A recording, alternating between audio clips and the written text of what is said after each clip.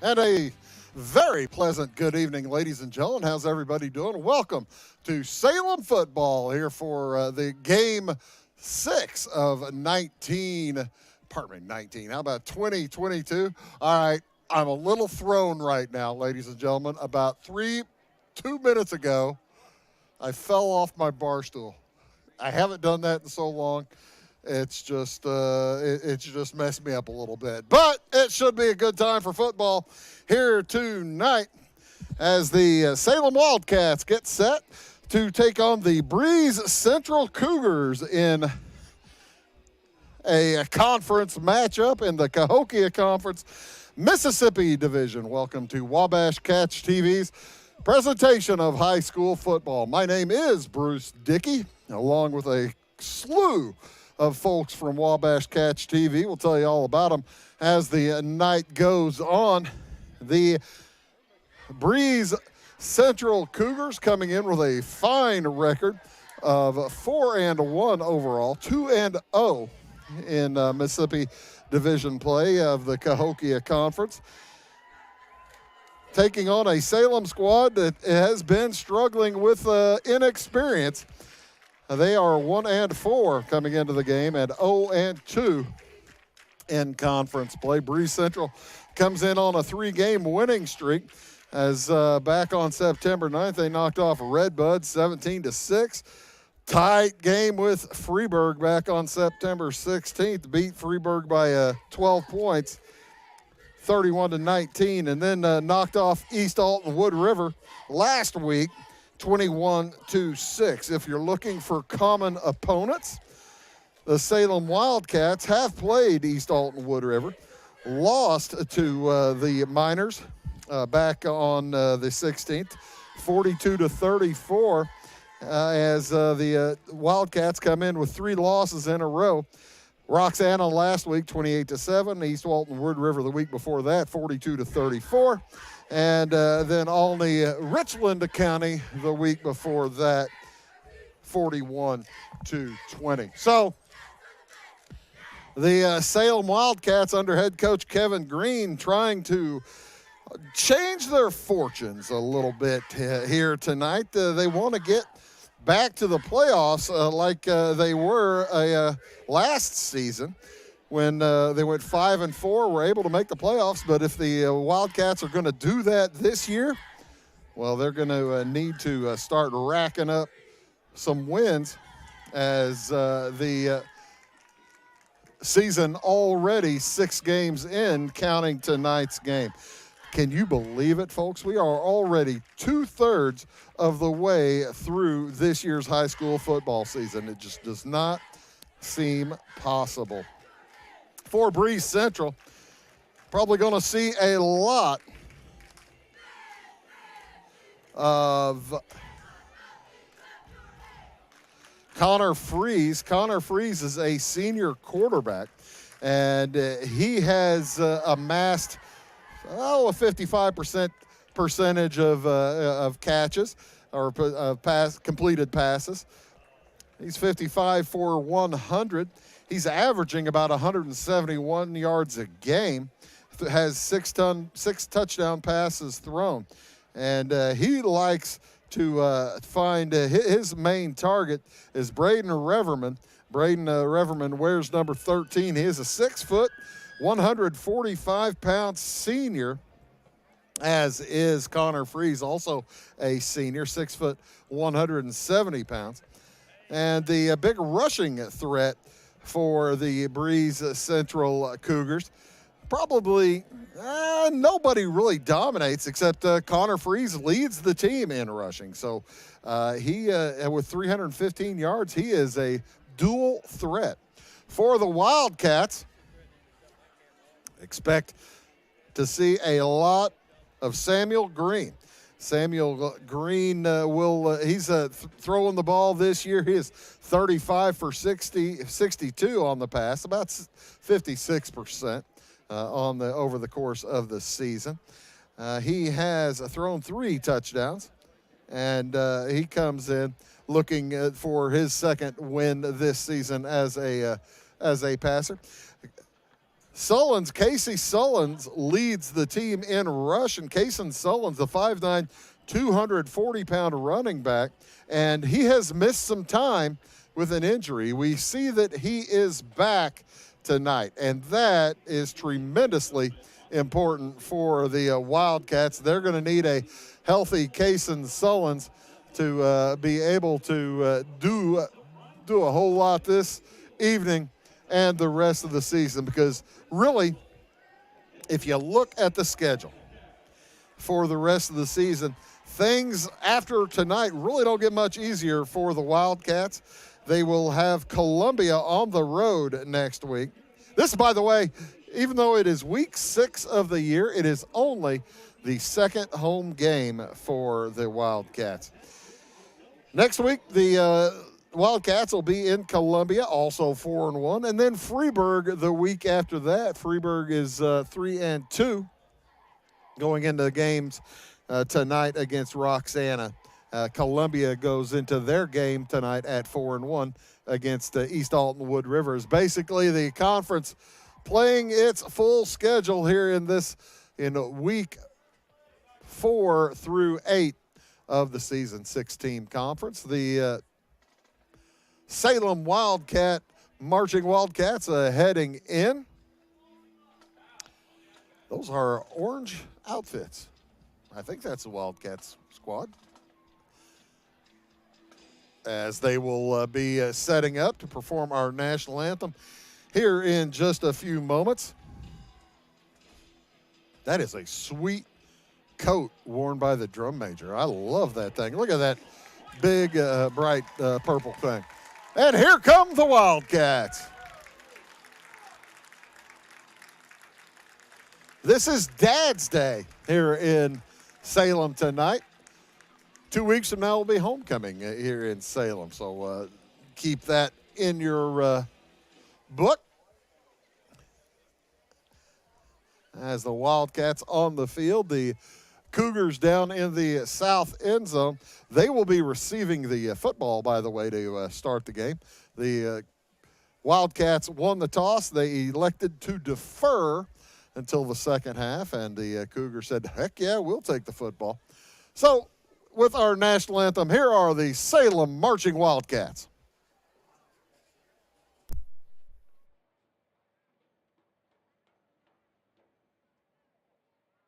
Ladies and gentlemen, please rise for the singing of our national anthem by SCHS chorus member, Senior Allison Murphy.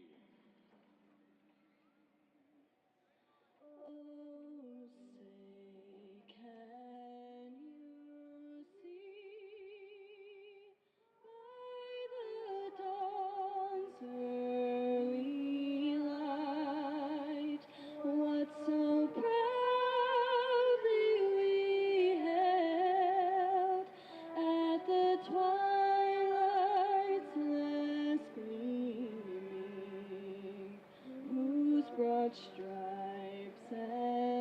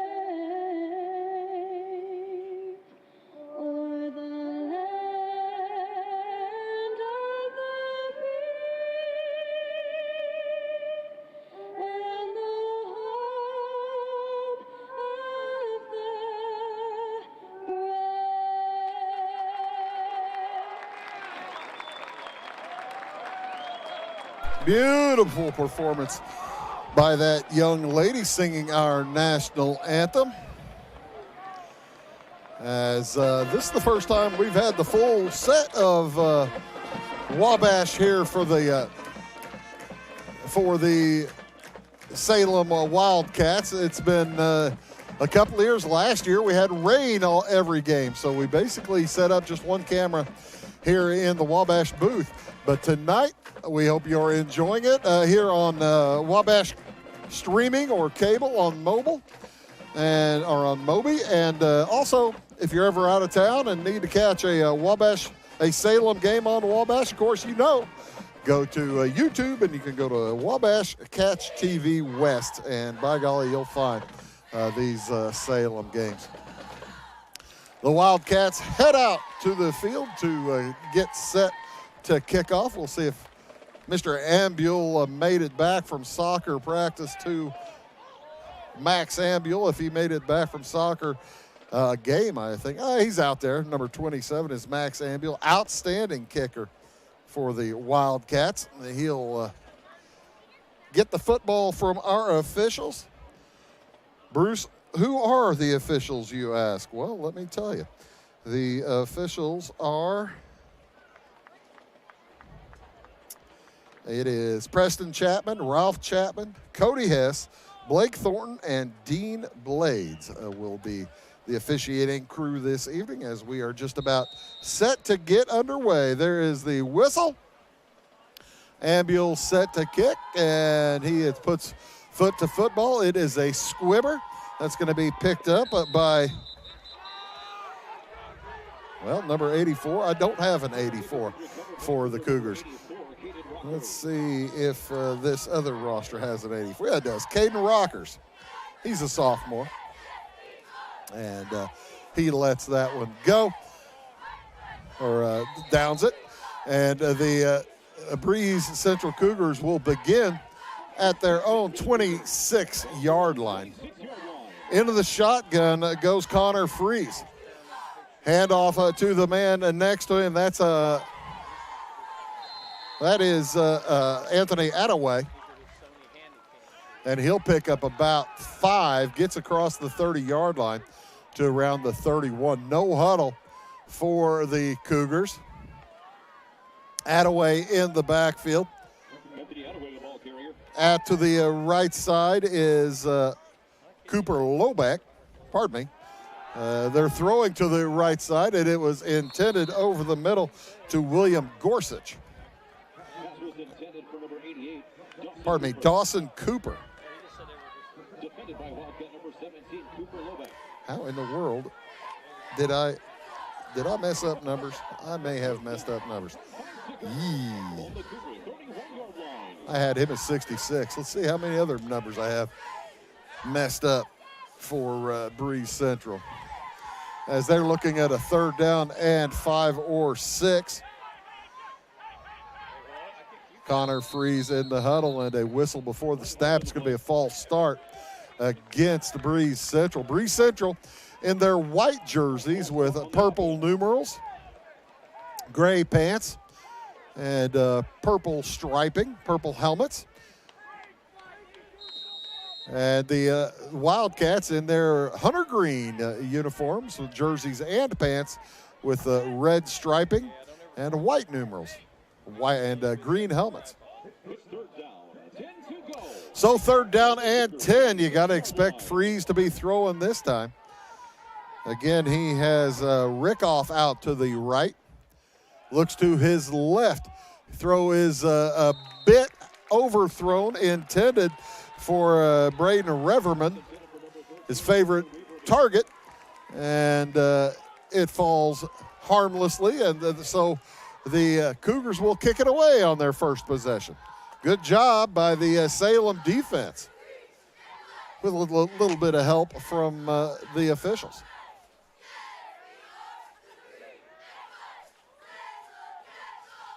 Back to kick for Breese Central. It is Chase Lewis. He's a senior. And he puts right foot to football. It's a spinner. It's going to bounce at the 47 of Salem. rolls about 12 yards and out of bounds at around the 36-yard line. So that is where the Wildcats will start their first offensive possession of the evening.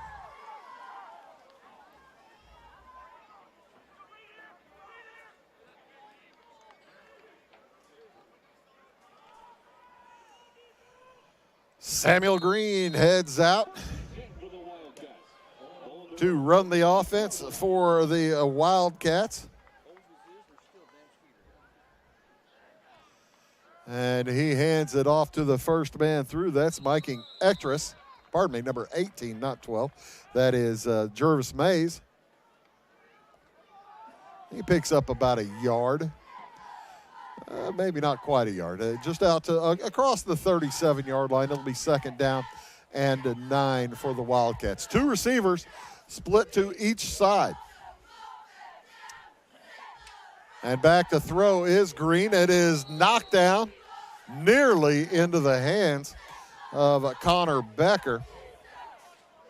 Becker thought he had a good shot at it.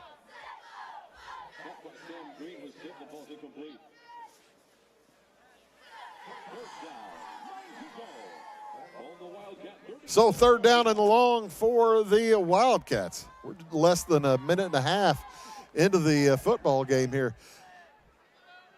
3 attempted passes, no completions yet. Rolling to his right, Green's got a little bit of room. Nobody open. Now he has to run back to his left. Gets away from traffic. He's got a little room to run. He cuts across the 45, and he'll have first down yardage across the 46 to about the 48-yard line of Salem. Outstanding run for the junior for the Wildcats. Samuel Green.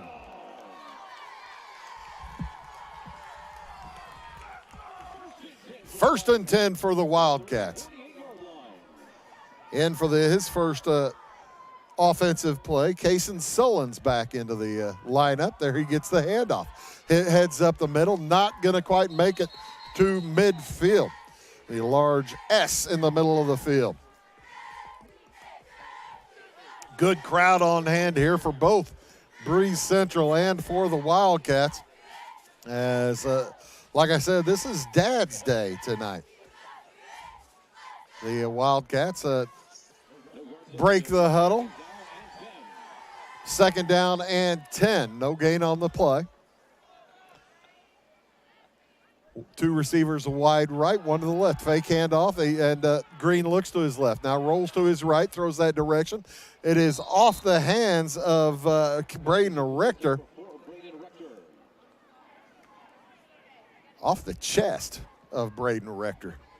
He'd love to have that back. He's a sophomore. That's the thing. When you look at the Wildcat roster, it is chock full of sophomores. 9, 10, 11, 15, 17, and 19, 23 sophomores on the roster for the Wildcats in comparison to 3, 4, 5, 6, 7, 8, 9, 15 juniors, and I'll tell you how many seniors here in a moment.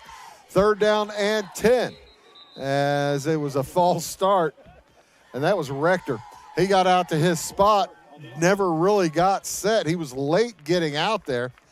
Don't know if the snap happened quicker than he was prepared for, but both teams starting a little sluggishly here on offense. 1, 2, 3, 4, 5, 6 seniors on this Salem squad. So they have been dealing with experience issues and inexperience issues. Third down at 15 for the Wildcats. Green looks to throw, quick one to the right side. Caught out there by Lyric Black. He is not going to get back to the line of scrimmage as he is shoved backwards. And that will bring up a fourth down and long.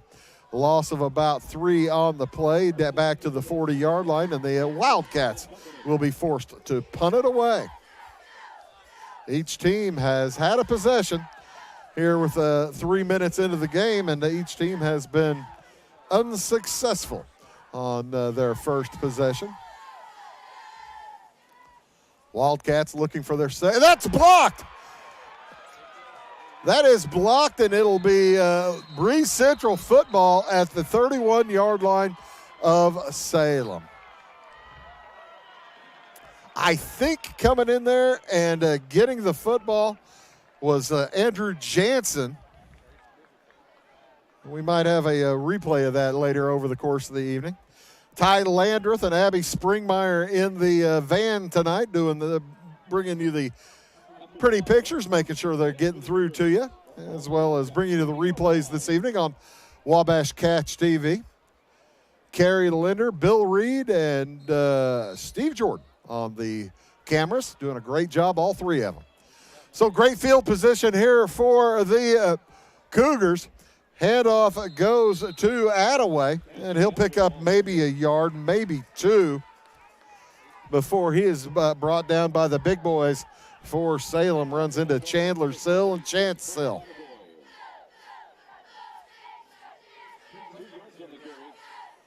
Second down and 8. Two receivers split out wide to the right.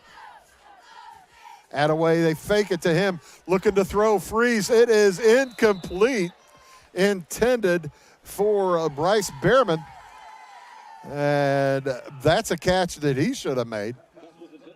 A lot of drops tonight already. It's not like there's any moisture in the air or on the field. There's no dew, although it will be getting cooler over the course of the evening.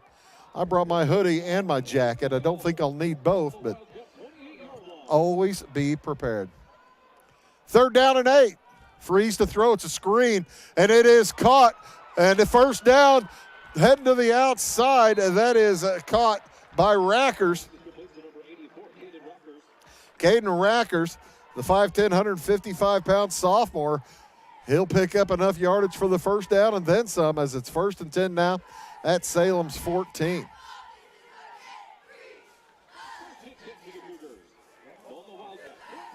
Wide to the right, heads Bryce Behrman. Handoff, fake handoff. Freeze is going to keep it, head straight up the gut. He's got 8, maybe 9, call it 8 yards, as he's going to get down to the Salem 6-yard line. This second possession of the game for Breese Central going much better than the first.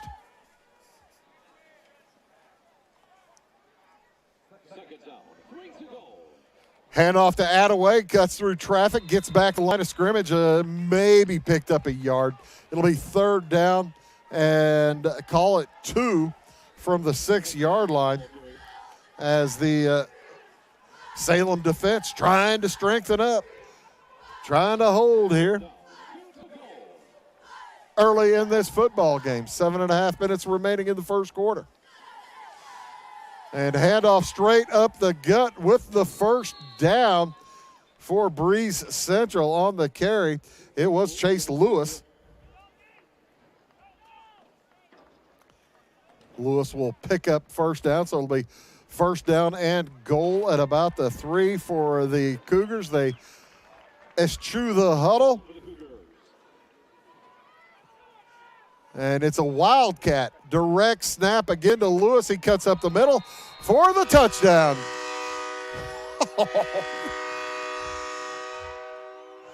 They brought their own train whistle. Wow. All right. 3-yard plunge for Chase Lewis.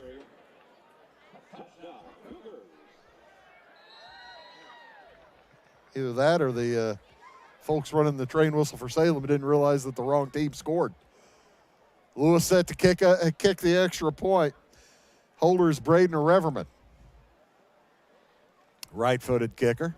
Good snap. Placement is down. The kick is away, and it is good. So with 7:05 to go here in the first quarter, it is Breese Central 7, Salem nothing. Back after this.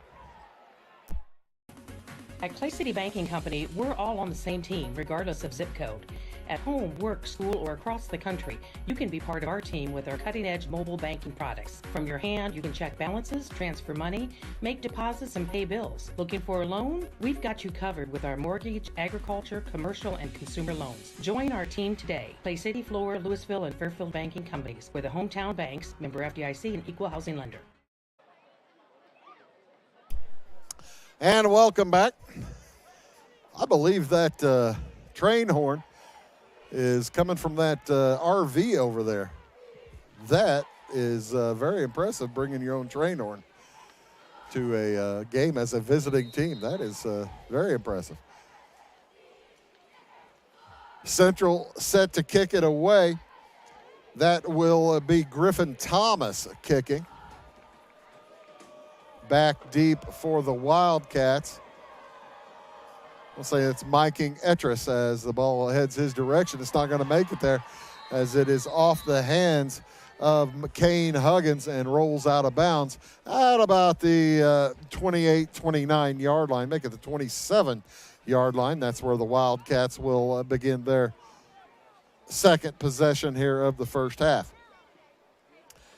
No turnover on that blocked punt, but that really does kind of act as a turnover. It's a blocked kick. Doesn't count in the stats as a turnover, but it really counts. It'll count on the scoreboard as a turnover as Breese Central got the football in great position. First down and 10 at the 27-yard line. Handoff straight up the gut. A little bit of room there. Nice job for Solons. Kaysen Solons, the 5'9", 240-pound senior. He picks up a yard or two. Back into the lineup replacing Solons. Gervais Mays. Also checking in for the Wildcats, Lyric Black. Wildcats will go three receivers to the left, one to the right. Noah Nix out on the left side. And nobody to hand off to. That's a busted play. Green's going to make some lemonade out of lemons. He's going to pick up about 3 or 4 yards, which he had no business picking up. Gets out across the 30 to around the 32. That'll bring up a third down and 5. He turned to his left, looking to hand it to somebody, anybody, and there was nobody there. He said, hey, where'd everybody go? Under 6 minutes to go here in the first quarter. Fake handoff, and this time Green will keep it. He's not going to get back to the line of scrimmage. That'll bring up a fourth down and about 6, and another punting situation for the Wildcats. They need to speed things up a little bit in the snap and punt. They do not want another block. As you got to figure Breese Central smelling a little blood in the water. The punt is away from Max Ambule, and it takes a Breese Central bounce. Salem will down it at around the 41, 42-yard line of Breese Central. That's where they'll start their third possession, leading 7-0. Wildcats need their defense to step up here and stay within a score of this tough Breese Central Cougar squad. Back into the shotgun heads Connor Freeze. He looks to his left. He's going to throw deep. He's got a man down there. It is caught. What a great catch and a huge gain for the Cougars. Braden Reverman had it out there deep and pulled it in. Wonderful fingertip catch from the 43-yard line all the way down to the Salem 14. That's a gain of about 45 yards, and a flag is thrown as the Cougars were not quite set. I don't think Reverman got set out there on the far left side. That official over there on the left side, he is throwing some flags. That helps the Wildcats. Fake handoff, Breese will keep it. Heads up the gut, gets to the 15, gets dropped backwards. Let's see, they may not give him the 15-yard line. It's going to be a gain of about 3 or 4. Makes it second down and a gain of 2 on the play. Call it second down and 13 following that penalty.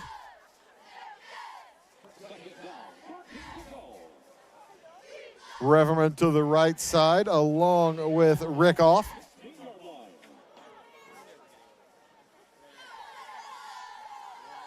Also, Rackers to the right side, the 3 R's. That's the direction that Breese looks, throws over the middle, and it's a touchdown to Reverman. 16 yards. And it's 13-0. Breese Central over Salem. A 3-play drive.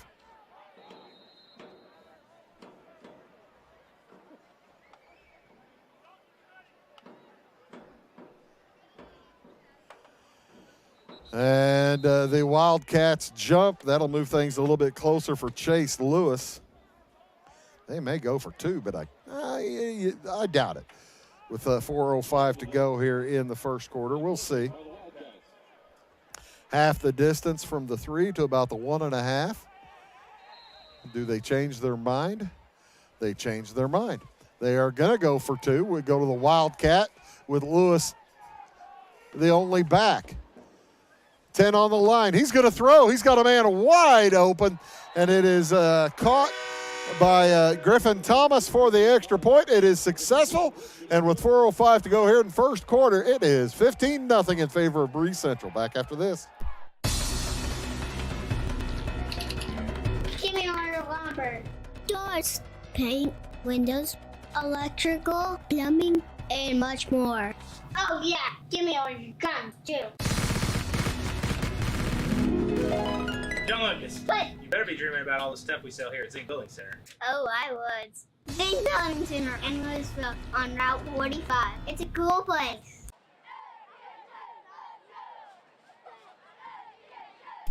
So a quick start for the Breese Central Cougars. They have leaped out to a 15-0 lead here in the first quarter.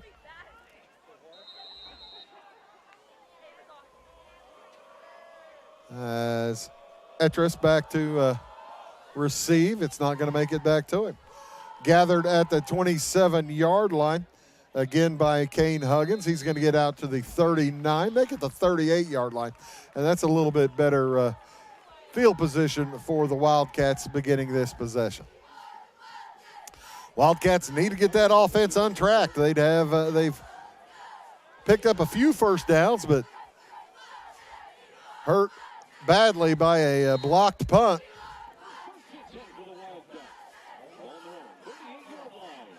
As Samuel Green heads into the huddle, he's got Kason Sullins behind him.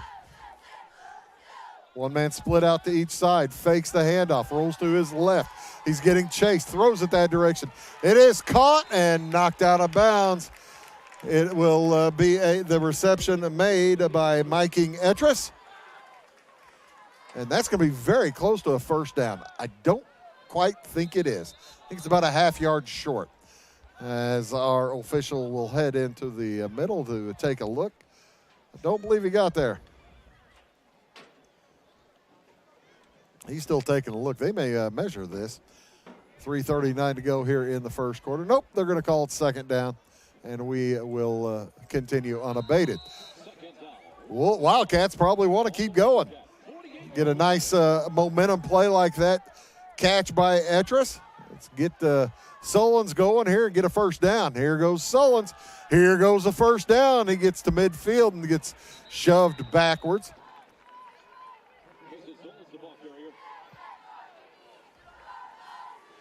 And that is close. First down for the Wildcats. Well, I tell you what, the officials were not kind on that spot. I thought he got much closer to the midfield stripe than that. Oh, well. First and 10 anyway. Fake handoff again to Solons. Back to throw is Green running for his life. Looks to his left, now throws it away. Cougars looking for an intentional grounding call. The ball did get across the line of scrimmage, even though there was no one in the area. Green was out of the pocket. It'll be 2nd down and 10. Salem looking to get into Breese Central territory for the first time this evening. We're at under 3 minutes to go here in quarter number 1. Handoff to Solons, and he runs into a wall.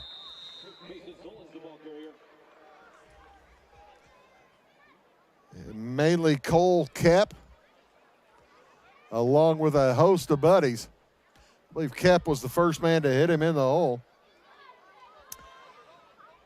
Cole Cap, pardon me. So, no gain on the play. That will bring up 3rd down and 10. 3 receivers wide to the right. That is where Green is looking. Doesn't like the traffic. He's in trouble as he gets away from some traffic, throws it over, and it's picked. Picked off, and Rackers heads out of bounds after making the catch. That is Caden Rackers. Caden Rockers. And gets back into Salem territory. So the Cougars taking advantage of every opportunity here early. They had Green on the run. He threw into heavy traffic, trying to make something happen with no luck. So 1st and 10. Man in motion, takes the handoff. That is Rockers. He gets across midfield, gets to around the 45. There is a flag on the field. I think it is going to be offside against Salem. They'll probably move it 5 yards, and it'll be 1st and 5, but we'll see. As the officials talk things over, try to decide if it was an illegal motion or an offside.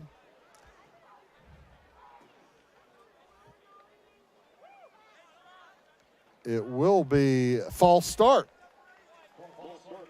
Must have been 2 guys in motion. Since they didn't stop the clock, must have been an illegal motion. Or something. So move it back 5 yards, break for the Wildcats. It'll be 1st and 15 back in Breese Central territory. Cougar football. Freeze keeps it himself, heads up the gut. He's going to pick up about 5. Across midfield to the 48-yard line, close to the original line of scrimmage here after the pick.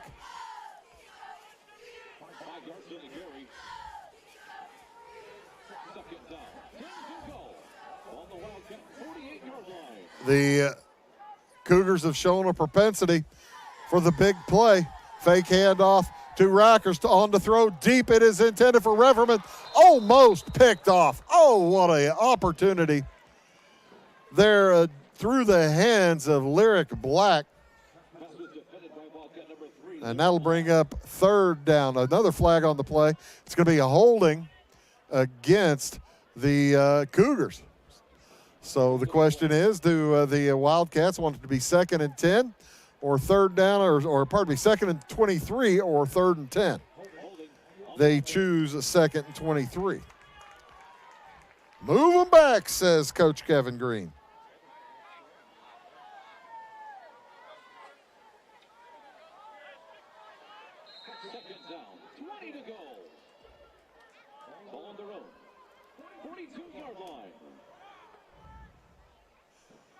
Freeze on 2nd down and 20. And he is sacked. Great job by the Salem defense getting in there nicely. Brennan Lux, along with Luke Anderson, taking him down. And that will bring up a 3rd down and tremendously long.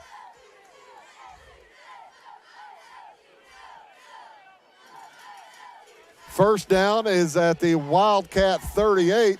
Football laying on the Breese Central 33. A little quick math in my head, that is 29 yards. You got to figure Breese is going to go back to throw. He looks to throw. Lets his receivers get into their spots. He's going to run.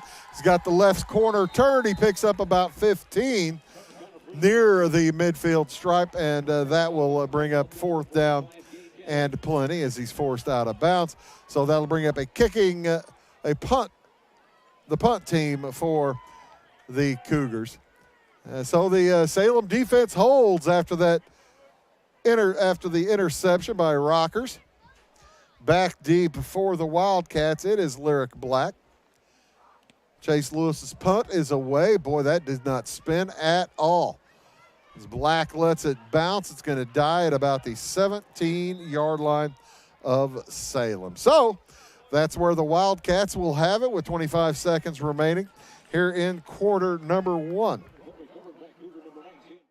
Having car trouble, need a tow, or just some routine maintenance? Butcher Automotive in Louisville has you covered. Locally owned and operated, Butcher Automotive offers complete vehicle repair services along with tire sales and wheel alignment. They're your local Hankook tire and interstate battery dealer. Butcher Automotive offers free local pickup and delivery so your car can be repaired while you're at work or at home. Butcher strives to treat everyone's vehicle as their own. At Butcher Automotive, they don't want you to give them your business, they want to earn it.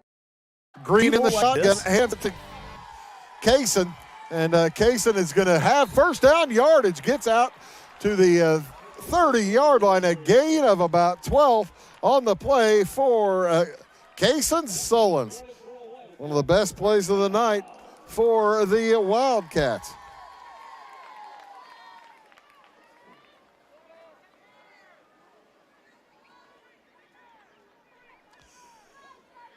He did go out of bounds, so they will not start the clock until the snap.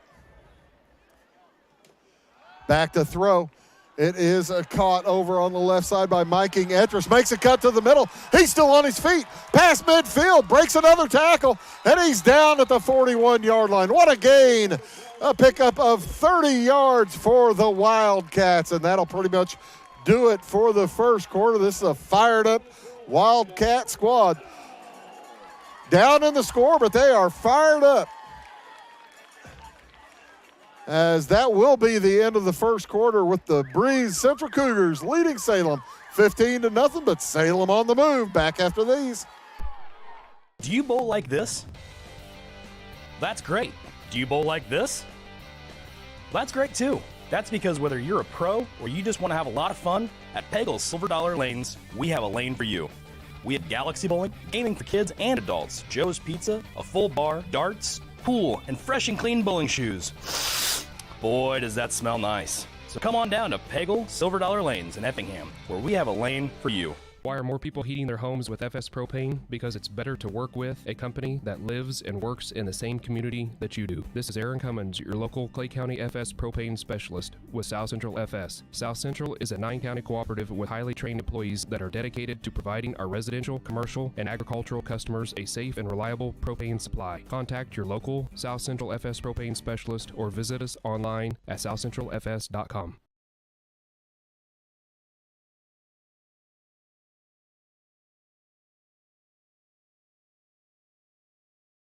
It is all things new at Zimdar's Heating, Air Conditioning, and Appliance Repair. We have a new line of heating and cooling equipment and new technicians. Our new equipment line offers 24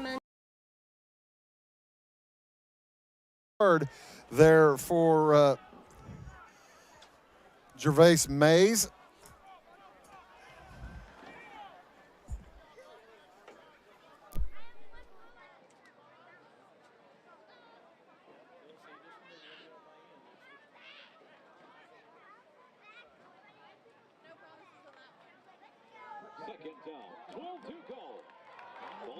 And that will bring up a second down and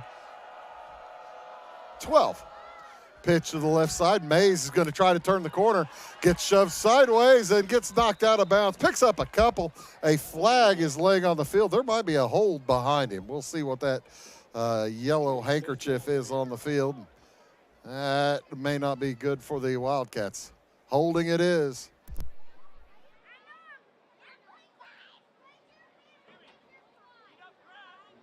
Will the Cougars want third down and 12 or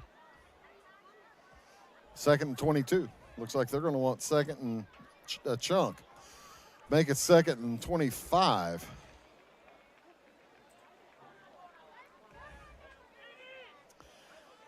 Football laying at the 44-yard line of Salem. They need to get across to the 31-yard line of Breese Central. This drive started so nicely. And the Wildcats going to need a couple big plays to get back into first down territory. Line to gain again, the 31. Second, 25. Back to throw is Green. Throws to the left side. It's going to be a pickup of about 5. Caught out there on the, the right side by Braden Rector. 10 minutes, 47 seconds to go here in the first half. A first half that Breese Central dominated early. But Salem trying to respond now. Couple of opportunities. And this will make it third down and 19. Football laying right out on the midfield stripe. Green in the shotgun, looks to throw. Steps up, throws deep, intended. It was intended for Etris, and it's picked off by Reverman. He comes up the left sideline, and he's going to get all the way out to the 40-yard line. A return of about 25 yards.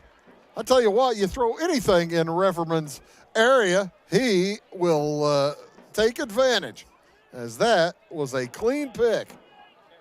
Green kind of threw it up in the air, and that's the second interception of the night for Samuel Green. So first and 10 for Breese Central at their own 38.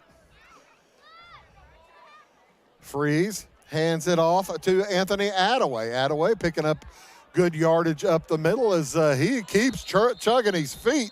He's going to get across the 45 to around the 46. What looked like a simple 4-yard gain becomes more like an 8-yard gain. And it'll be second down and 2 with 10 minutes to go here in the first half. 15-0 in favor of Breese Central. They had a 2-score first quarter. Looking to add to it here in quarter number 2. One man it split out to either side. Handoff goes up the gut, and that'll be Attaway again. He went Attaway. Okay, I am so sorry. I told myself I wasn't going to make that joke. Stupid, easy joke, and I did. My bad. First down for the Cougars at the 48-yard line of Salem. They get into Wildcat territory. It's the first time they've looked to the sideline after the setting up in the offensive set. Fake the handoff, back to throw is Freeze. Fires it across the middle. It is caught. And a first down for Dawson Cooper.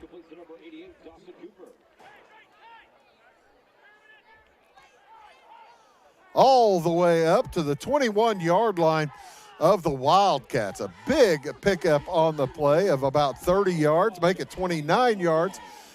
So first and 10 now for the Cougars under a beautiful moonlit sky. Handoff goes to Attaway, trying the right side. He's gets through the hands of Cole Johnson, but brought down by a couple of his teammates, including Gage Eddings. Eddings and Frank Pottergoy. 8:40 to go here in the first half. Cougars looking to add to their 2-score lead. Freeze fakes the handoff, keeps it himself on 2nd and 9. He picks up about 4, maybe 5, up to the 16-yard line. And it'll be third down and 5, a short 5 for the Cougars. See, typically how they have been running their offense, they've been looking to the sideline and then getting into their set. That was a little different from what they did moments ago. Back to throw is Breese. Throws it over the middle. It is caught and into the end zone. Touchdown, Hayden Rickoff from Breese. A 16-yard completion.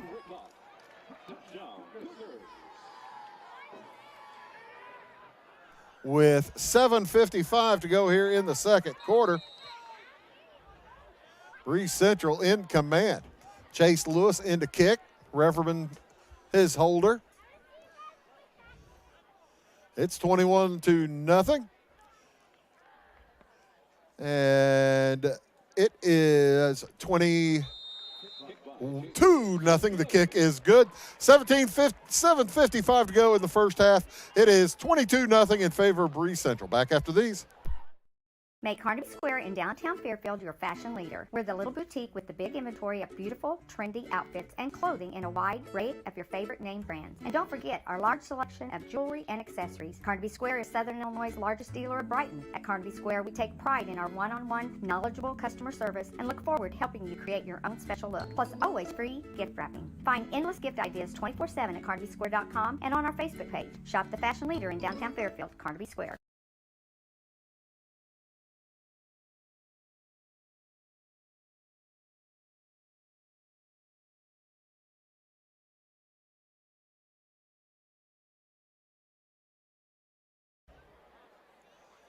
Welcome back to Salem as Jim Finks Field here on the campus of Salem High School. Things not going well for the Wildcats here in the first half. They trailed 22-0 with just under 8 minutes to play. Kick is gathered at the 25-yard line. That is Matthew Sellers. He heads toward the right side. He'll get about 5 yards on the return. And the Wildcats looking for something good to happen. They've picked up a few first downs. They've had a couple of big hits. But nothing really sustained yet.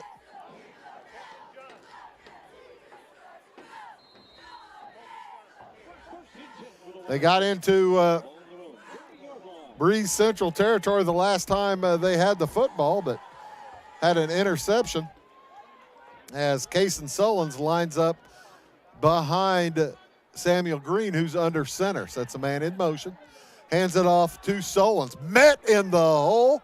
He gets through that first one. Wow, that was a power on power as he ran right into Chase Lewis and then bounced off him to pick up a few more. Picks up 3.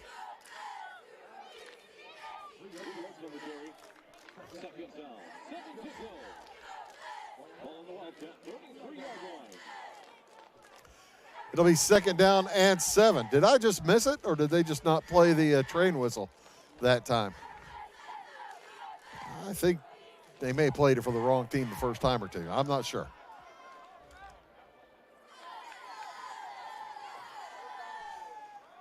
Handoff again to Kason Sullins, gets across the 35, keeps chugging forward. He's across the 40-yard line, and he's going to have first down yardage. Gain of about 8 on the play. He needed 7, so 1st and 10 for the Wildcats at their own 41. Nice rush, boy. I tell you what, it is such a big relief to have Sullins back in there. He coming off a lower body injury, as they call it in hockey. Sullins gets out to the 45.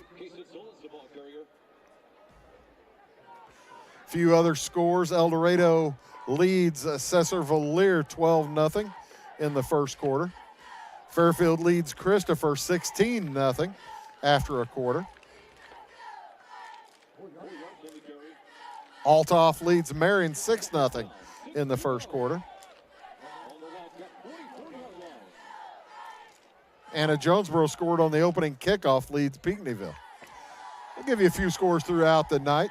Hand off to Mays. He gets to the outside. A flag is thrown, and that's in the vicinity of holding. Another flag is thrown. Might be a face mask. We'll see. There are two different fouls. I think that's a face mask, or I think the second one is. That's all the way. Mays gets all the way out near first down yardage across the midfield stripe. But this may be offsetting penalties. We might be doing it all again from the 45. Holding against Salem. Personal foul. Horse collar against the Breese Central Cougars. And that is offsetting penalties. So, second down and 7 remains. Mays says, well, it didn't do me any good. Thanks for nothing. Under 6 minutes to go in a half. It's 22-0 in favor of Breese Central. Green under center.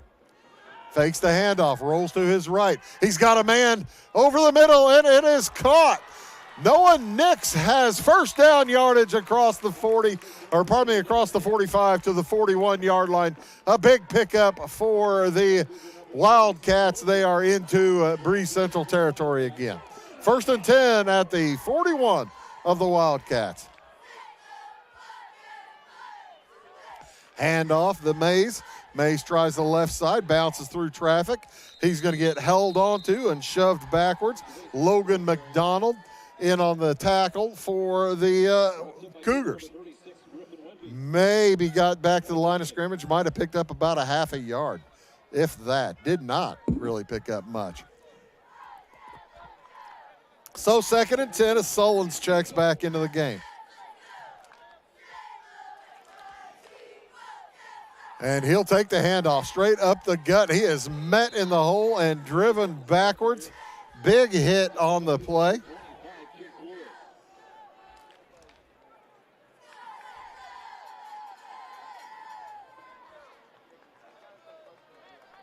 I thought the number was 14, but it must have been 19.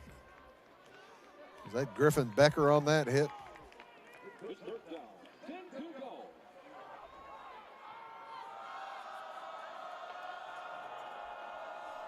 Third down and long, 3rd and 10. Back to throw. A lot of trouble. There's a flag. Deep in the backfield, they are going to bring down. Well, never brought Green down, but he's tackled him for a huge loss. That was Connor Becker, by the way, on that sack, and also on that hit last time. Number 16, not number 14. See what the penalty is. If it is against Salem, which I think it is, it'll probably be declined. That would make it 4th down and 25. Holding against the Wildcats, it is declined. So 4th down and 25. The sack will count. And it will be the punting unit coming in for the Wildcats.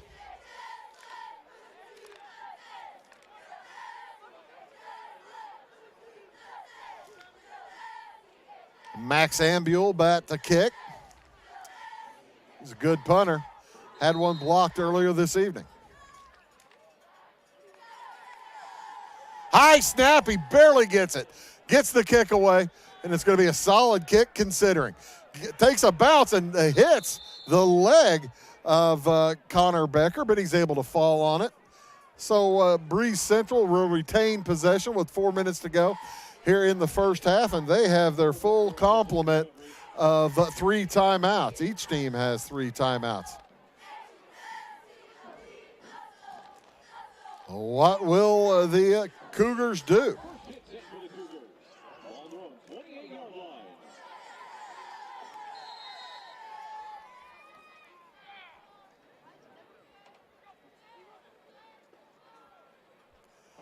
They'll run up the middle, and there's a fumble.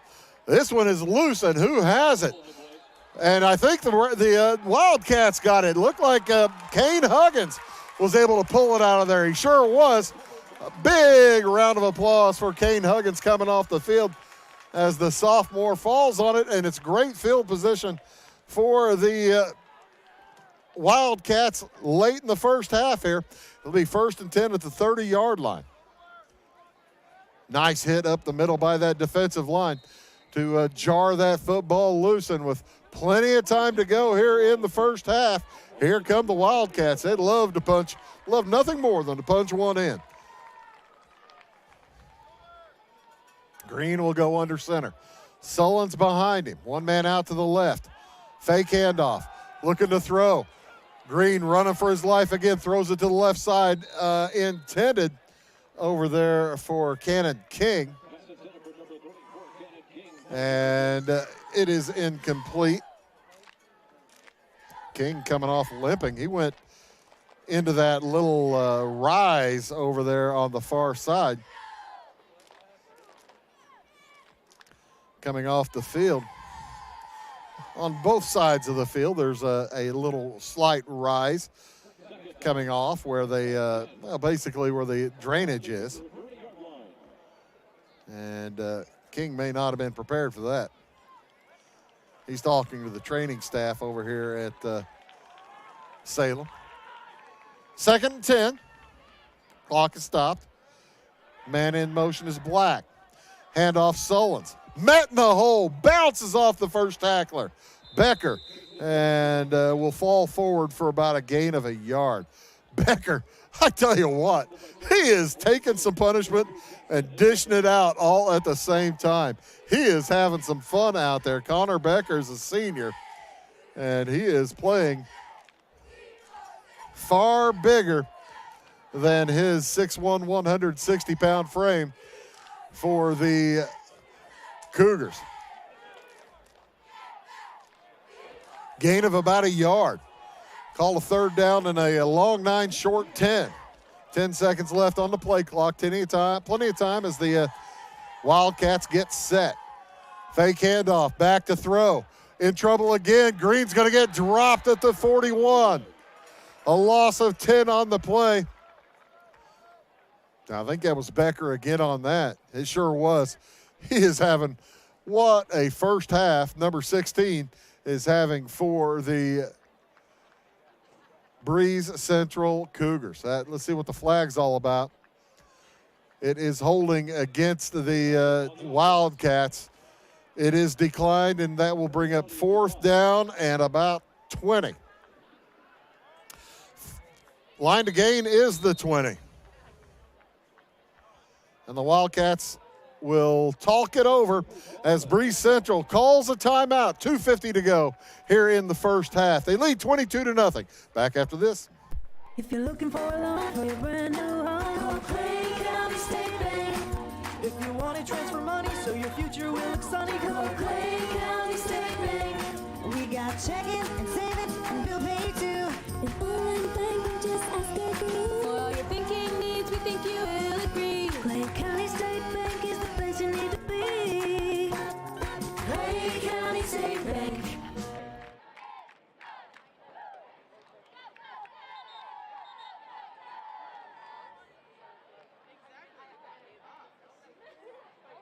The Salem defense heads back out on the field. See if they can't keep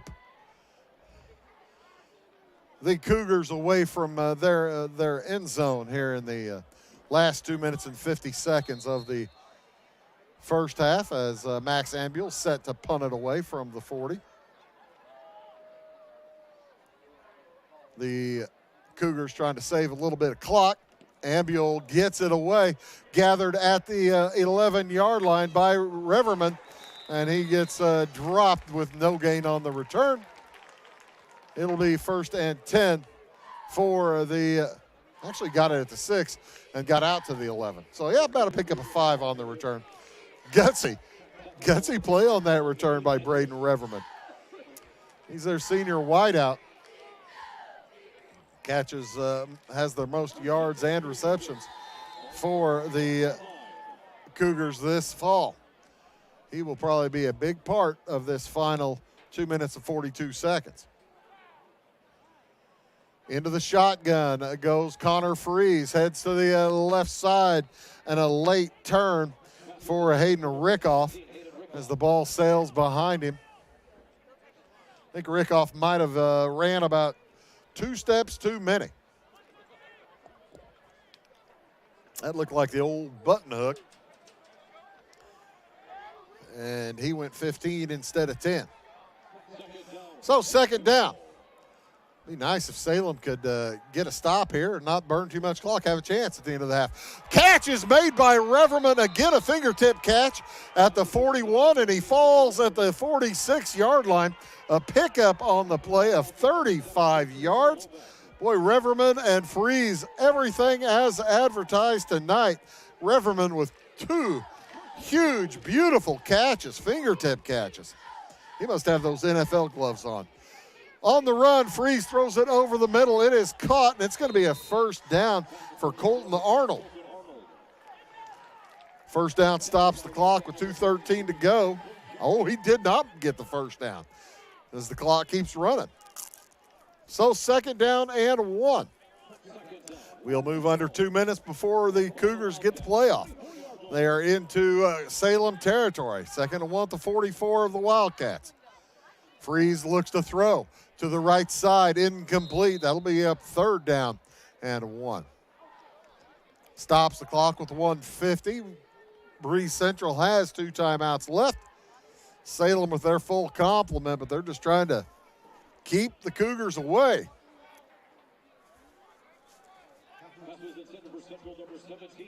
Outstanding crew here of fans for the Wildcats and for Breese Central.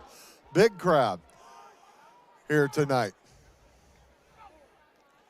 Low snap, Freeze picks it up, rolls to his left, throws that direction, and it'll be a first down. Getting out of bounds at about the 32-yard line is Arnold again. Colton Arnold with a couple of catches this drive.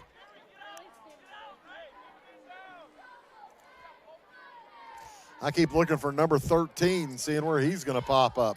Rockers had a good quarter too for the Cougars.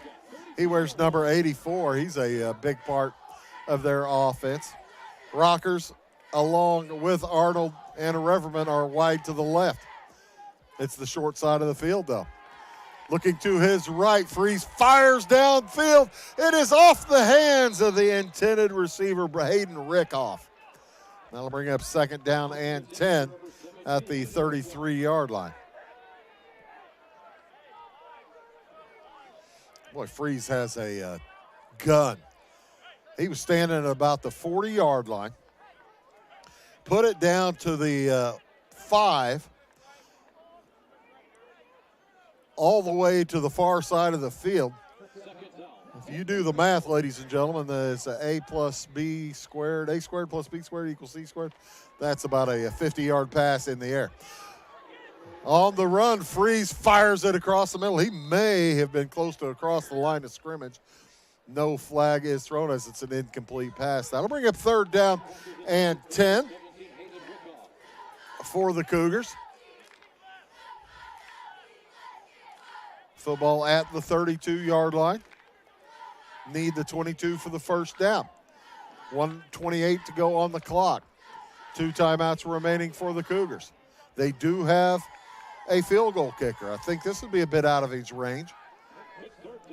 But Chase Lewis has a pretty good kick, pretty good leg.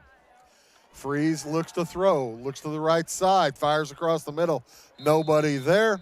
And incomplete will bring up fourth down and 10. At the 32-yard line, what do you do if you're Coach Brian Short? Actually, the way your defense is playing, you probably go for it.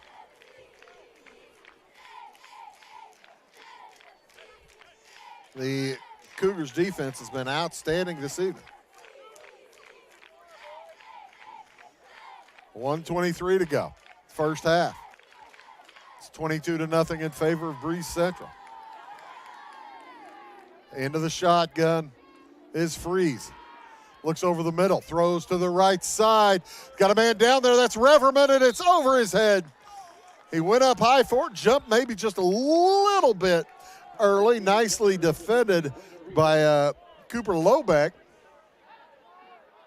Also down there was Connor Tennyson. And the Wildcats will take over on their own 32. So the defense holds. With 3 timeouts, will the Wildcats try to do anything wild? They will get the football to start the second half. Salem will. As one too many running backs in the game for the Wildcats. Mays stays in, Solons heads out. Back to throw is Green, has his man at the 36-yard line. Pickup of 4, clock will continue to run. As the catch is made by Braden Rector. We'll be under a minute on the next snap. Second down at 6. Nobody on the right side, and on the run heads Green. He's going to have first down yardage as he gets across the 43 for being driven backward. And now, timeout, I believe, is taken by the Wildcats. Yes, with 46 seconds to go in the half, they take their first timeout. We'll take it as well back after this word.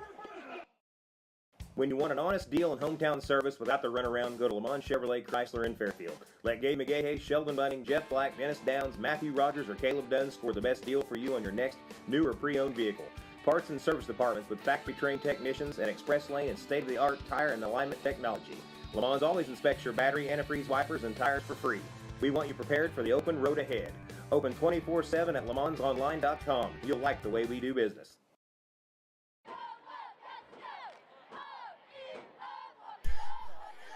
.46 ticks to go here on the clock in the first half. It's 1st and 10 for Salem at their own 43-yard line.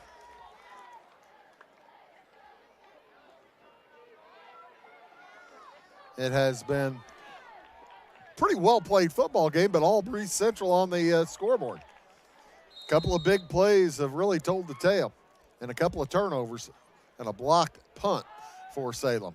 Throwing to the right side, Rector has it, gets across midfield, steps out of bounds at about the 48-yard line of the Cougars. Don't think he made the first down. He's going to be about a yard short. So second down and 1. Clock stop on the out of bounds with 40.8 to go. I tell you what, it's a kind of a it's a psychological barrier that you break once you get across midfield. That makes you think you have a pretty good shot to score on a single play. And with 40 seconds to go, that might be what Salem has to do. As running up the gut, Green's got a lot of room. To the 40, tries to get outside. There's a late flag, and there's going to be a late, I believe that's going to be a penalty against Lyric Black after Green already had the first down. I think it's a block in the back. Flag went right where Black went running off. And that's going to take away a first down. It will go back to the midfield stripe. They're going to call holding, but it wasn't holding. Move it back to midfield. It'll be second down and 3. So a pickup of about 15 negated by the penalty. And the clock is rolling. Salem still with 2 timeouts remaining, 25 seconds on the clock. The ball's loose. It's still loose. It's on the field. And the Breese Central Cougars fall on it. Green couldn't get up to it as he was being tackled by Andrew Jansen. And the ball just laid on the field like the last piece of chicken. Perilously for what seemed like minutes. It was probably only about 1 second, but boy, oh boy. Breese Central, the only ones there and able to fall on it. So with 19 seconds to go in the half, Breese Central, they're probably going to be chucking to the end zone here a couple of times. They have 3 receivers wide to the left. A little bit of confusion over there. No confusion on the right side. That's where Reverman is. That's where Freeze fires. Reverman gathers, puts a toe inbounds, and picks up 15. It'll be 1st and 10 with 13 seconds to go at about the 34. 3 turnovers in this first half for the Wildcats and a blocked punt. Tell you what, they get out of this half down 22-0. They're fortunate. With that kind of turnover issues. Timeout is taken. Didn't he get out of bounds? Why'd the clock start? I think that's what Brian Short is asking. Either way, timeout is taken with 4.4 seconds to go. There was plenty of time on the clock. And he was out of bounds. He made the catch and fell out. So an officiating issue, timing issue. And the referee is going to come over and say, yeah, I didn't mean to wind the clock. He'll tell Kevin Green the same thing. And Kevin Green is going to say, oh, come on, man. What are you doing? And they really need to adjust the clock probably. If we'll see if they send somebody over to adjust it. Kevin Green having a discussion with Mr. Chapman. Chapman is going to head over and look for somebody to talk to the score booth. And they will adjust the clock here in a moment.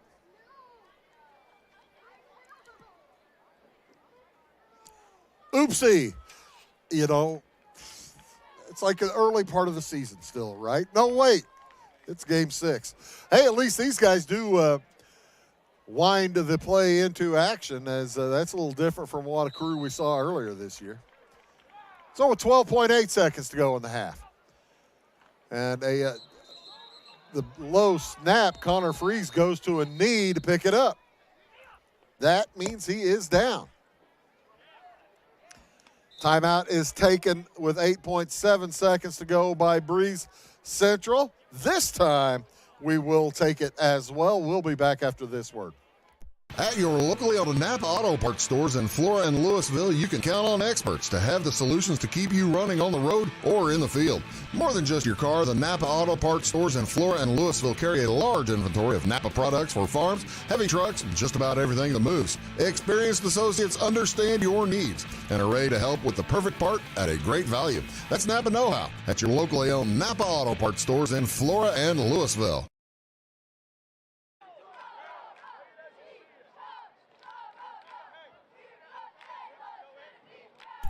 So 8.7 seconds left on the clock. Football laying just shy of the 40-yard line. And the Cougars probably time for one, maybe two plays. They probably didn't count that second timeout. I believe they have one remaining. Low snap. Freeze gets it again. It's a screen up the middle. Chase with it. He heads to the right sideline, drops at the 30 with 1.5 seconds to go. And timeout is taken again by Breese Central. We'll keep it right here as the Cougars prepare for their final play of the first half. Do stick around at the half as we will shoot the band on their performance here at the half. The Marching Wildcats,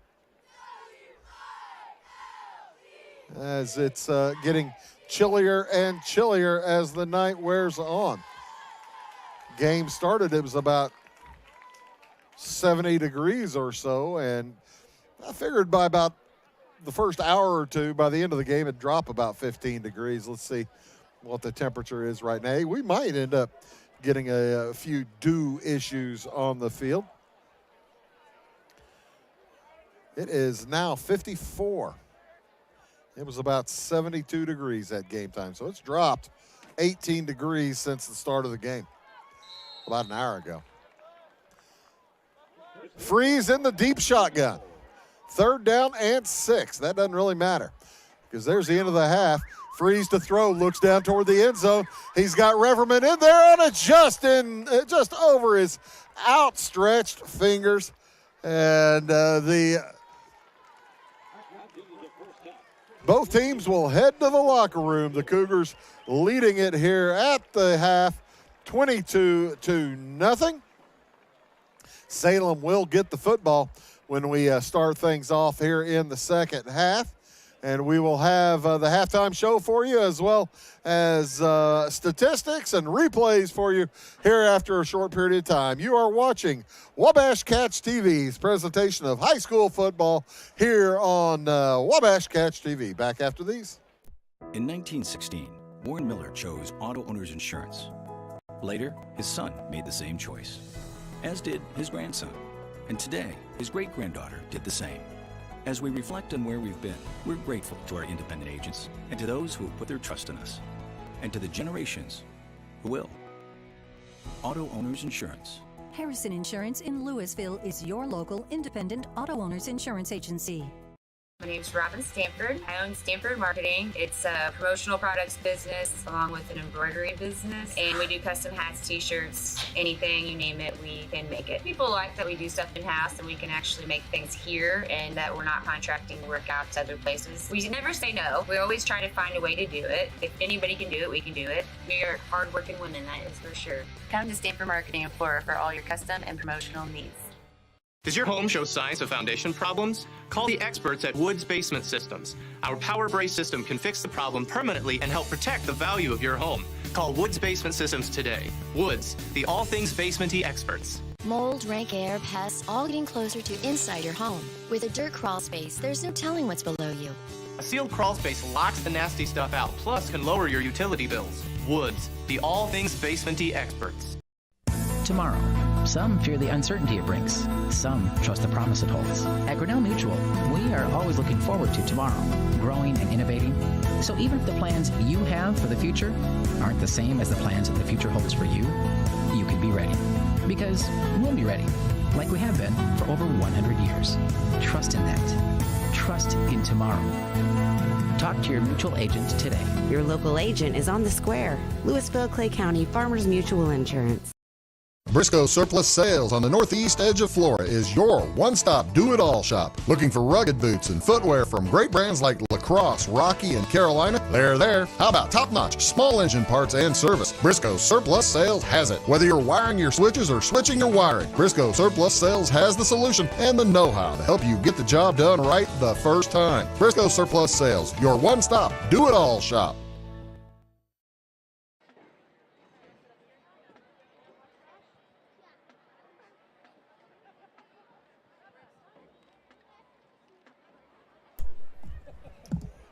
Here comes the marching Wildcats under Mr. Randolph. Welcome to the field, the 2022 Salem Community High School Marching Wildcats.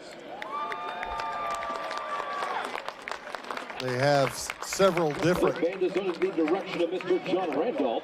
It is John Randolph. By Matt Webster and Drew Steininger. With the help of instructors, Taylor Guy with color guard, Carly Heifel for percussion, and Brett Metcalf for marching technique. The visual designs were by Vanessa Randolph, David Bolzman. I got to tell you, they have 5 different paintings on the field. The SCHS Advanced Art Class. This is interesting. By Serenity Brubaker and Olivia McCormick. You ever saw the movie Heavy Metal? The 2022 show was titled Dante's Inferno, with Movement 1, Prologue, Movement 2, Inferno, Movement 3, Purgatorio, and Movement 4, Paradiso. I'll see if I can't come up with the name of the piece, and we will have Mr. Randolph's presentation and the Salem Marching Wildcats presentation right now. Oh, it's going to be the Phantom. All right, please enjoy. Salem Marching Wildcats, you may take the field for exhibition.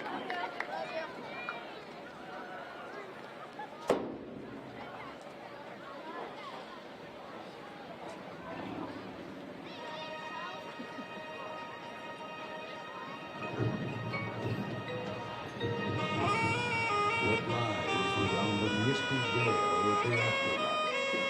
What become of the soul that passed into its mystery?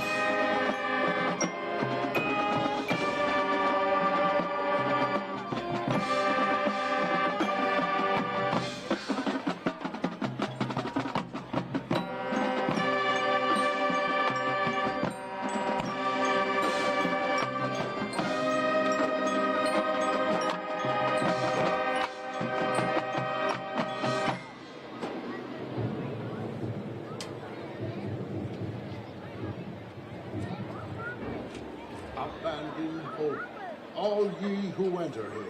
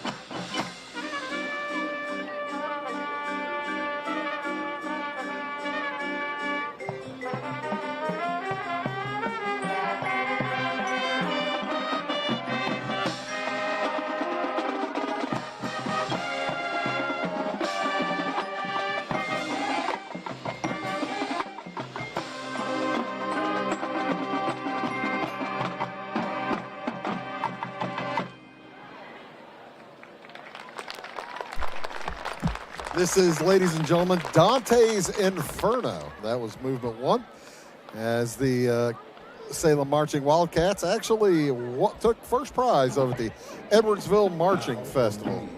Here is movement two. Your soul strong in its quiver, staring to the peak, awaiting judgment.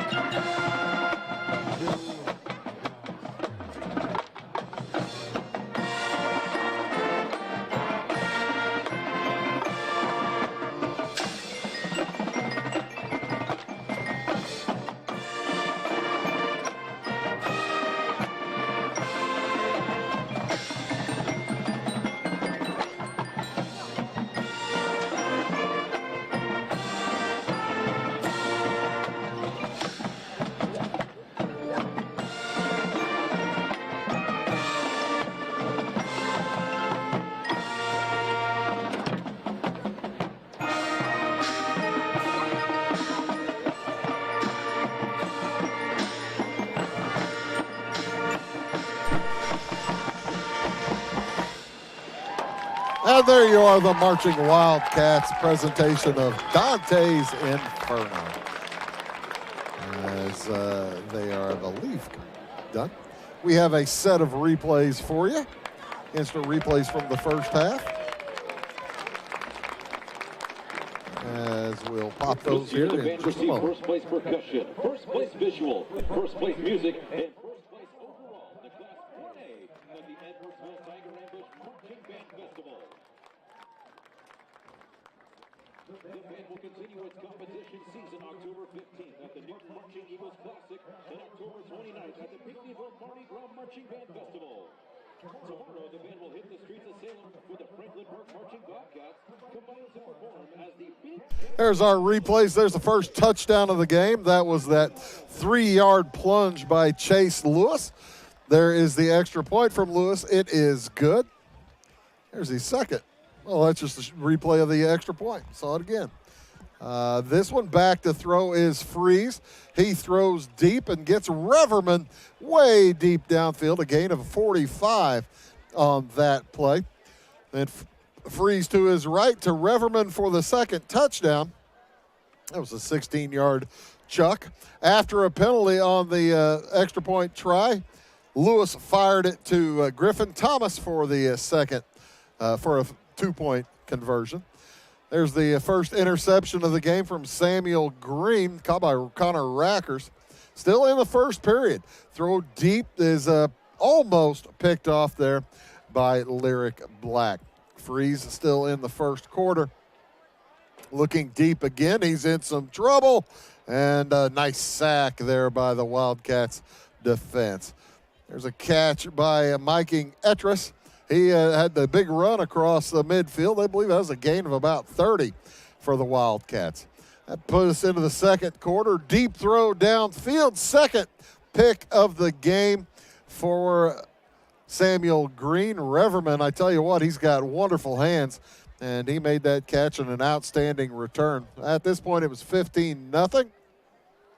Back to throw. Breese throws over the middle, and it is caught there by Dawson Cooper. Breese through his right over the middle, and a touchdown for Hayden Rickoff. And the Lewis kick with 7:55 to go in the first half was good. And that was the final scoring of the first half. Here's but toward the end of the half, things did get a little bit loose as there was a fumble and a nice recovery by Kane Huggins. Huggins hopping up and down, coming off the field. He was fired up. Put the Wildcats in good field position at 1st and 10 at the 30. Unable to do a whole lot with it. Samuel Green heading backwards. And this was part of an outstanding defensive set of plays by Connor Becker. After taking over possession, the Breese Central Cougars completed another one to Reverman at midfield before turning it over on downs. And then a nice run there by Samuel Green. He got near the sideline. This was late in the half as the Wildcats, there's the ball laying perilously by itself out there for a long period of time. And the Wildcats go into the half down 22-0. We've got the teams coming back out on the field, and we'll be back with the opening kickoff of the second half after these words. Going beyond the expected. It's what they do at Pekin Insurance, and it's been their way of doing business since 1921. It's service that goes the extra mile, and product that provides the flexibility to meet all of today's insurance needs and tomorrow's as well. Stop by and see the agents at North Wayne Insurance Agency in downtown Flora and Sisney. They will provide the financial protection and peace of mind you need and deserve. North Wayne Insurance in Pekin, beyond the expected. We like technology at Flora Savings Bank. Here's what you can accomplish in our mobile banking app in less than 30 seconds. See account balances in your transactions, set up an account alert, make a transfer between accounts, get an alert text message about your transfer, pay a bill, turn your debit card off and then back on. It all happens in the palm of your hand with our free My Bank to Go app. Search My Bank to Go in the App Store or Google Play and give mobile banking a try. Flora Savings Bank, member FDIC, and equal housing lender.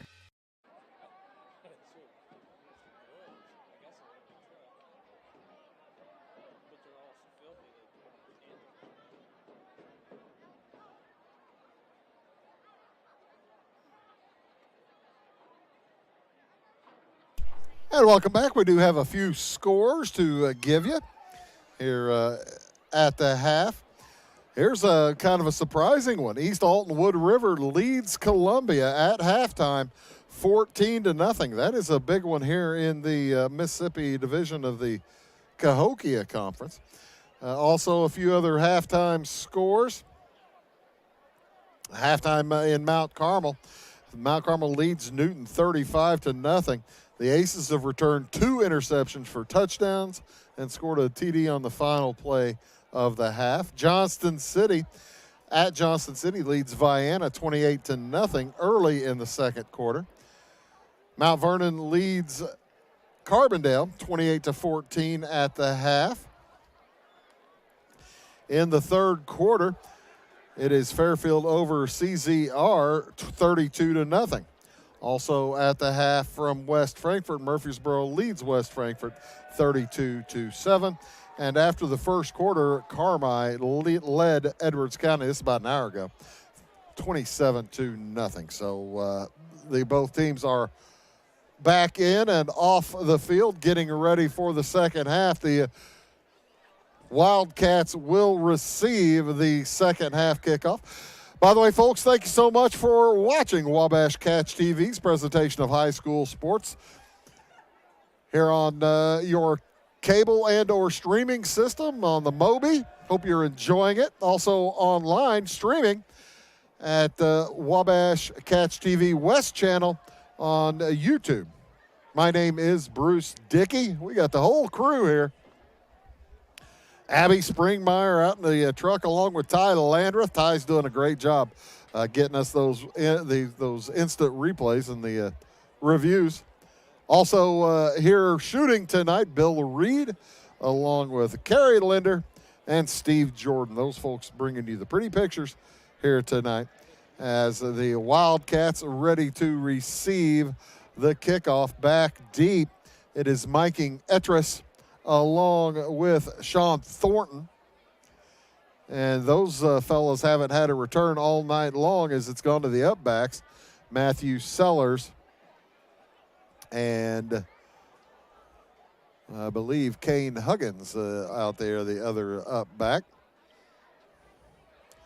Next week, we'll be back in action at 4 o'clock on Monday afternoon here at Wabash Catch TV. We'll be in Kenmundy for the quarterfinals of the National Trail Conference Baseball Tournament. North Clay taking on South Central. Again, that's at 4 o'clock Monday afternoon. Hope you enjoy that on your Wabash Catch TV. That'll be on Facebook.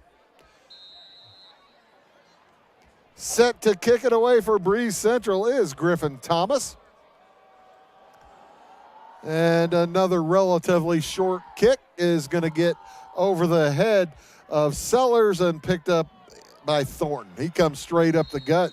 I tell you what, 90% of the time, folks, that's the best way to do it on returning a kickoff. Don't mess around, dawdle around trying to go from side to side. Just get the football and head straight up the middle. And that's what Thornton did. It'll be 1st and 10 for Salem at their own 36-yard line. They need just past the 46 for a first down. Hear it from Jim Finks Field on the campus of Salem Community High School.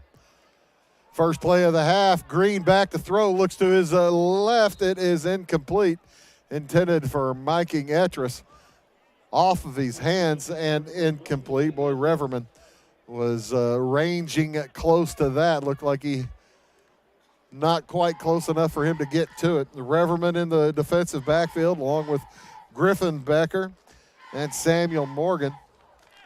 Also, Caden Rockers, the left safety. 3 men split out wide to the right. Throw to the left side is complete, and for a first down, as they complete it to Mikey Etris. And that puts the football near the midfield stripe, right on the midfield stripe. So 1st and 10, Salem at the 50. Wildcats going to come out throwing and see if they can't cut into this 3-score lead of Breese Central. Fake handoff, back to throw is Green, rolls to his right and has a target. I don't think the catch was made, intended for Noah Nix. Well defended. Well defended by Maximus Rogers. Maximus Rogers. Makes you think his parents enjoyed the movie Gladiator. 11:21 to go here in the third quarter. It's 22-0 in favor of Breese Central. Wide to the right is Braden Rector. On the left side is Lyric Black.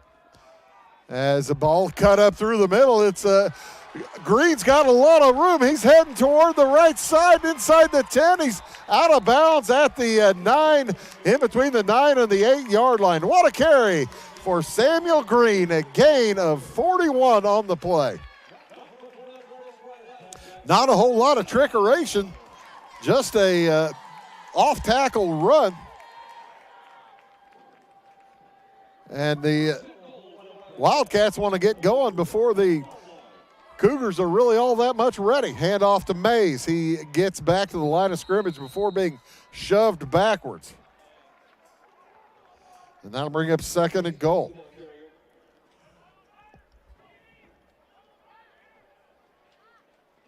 It's the first possession of the second half for either squad. Green heads over to the sideline to get the play call.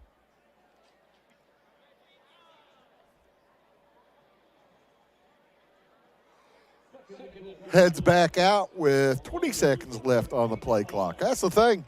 When they moved to 40 seconds between plays, it really gave the quarterbacks a little bit of extra time to head over the sideline to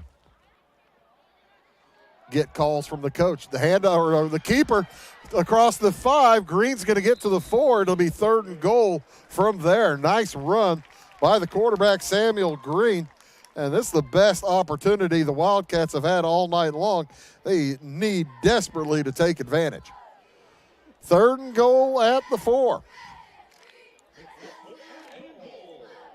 Checking in for the Wildcats, Cole Johnson.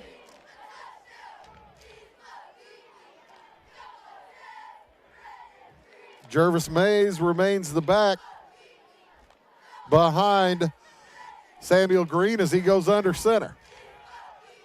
Man in motion, Green rolls in that direction to the left. Nowhere to throw. Over the middle, and he's got his man. Touchdown, Salem. Noah Nix, a 4-yard pitch and catch. And the Wildcats are on the board.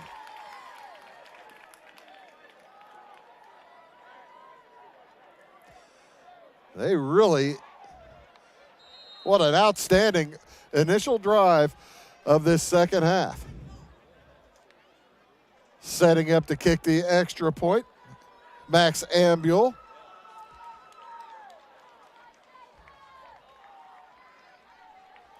A holder is Braden Rector. Good snap, the good hold, and it is no good. I think he didn't get all kinds of foot on it.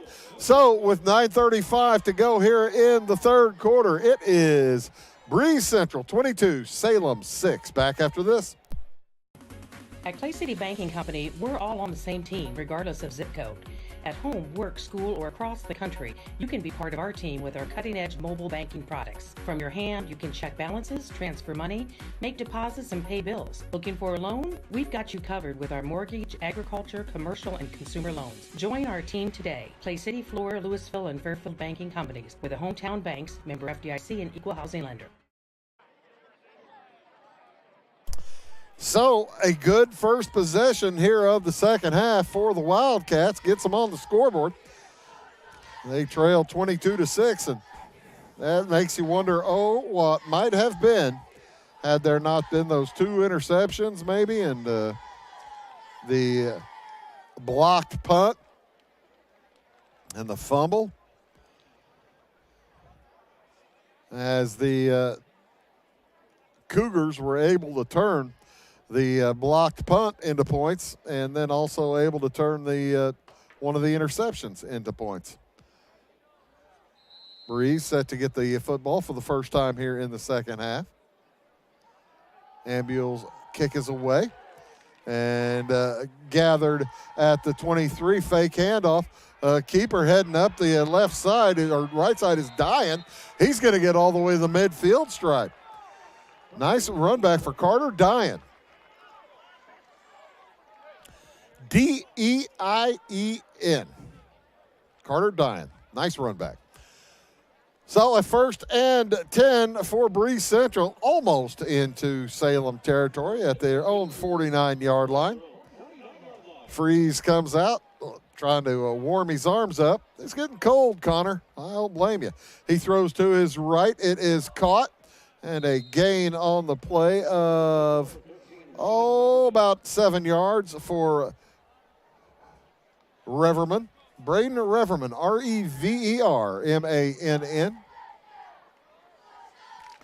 It'll be 2nd down and 3 at the 44 of Salem. They need the 41 for a 1st down. Fake handoff. Freeze is going to keep it. Nowhere to go initially, and then he is hammered down nicely by Salem's. Well, I've got 84. I don't have an 84 in the book.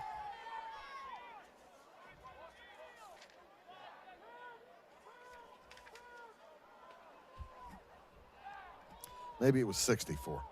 If it was 6, I don't have 64 either. We'll keep an eye out.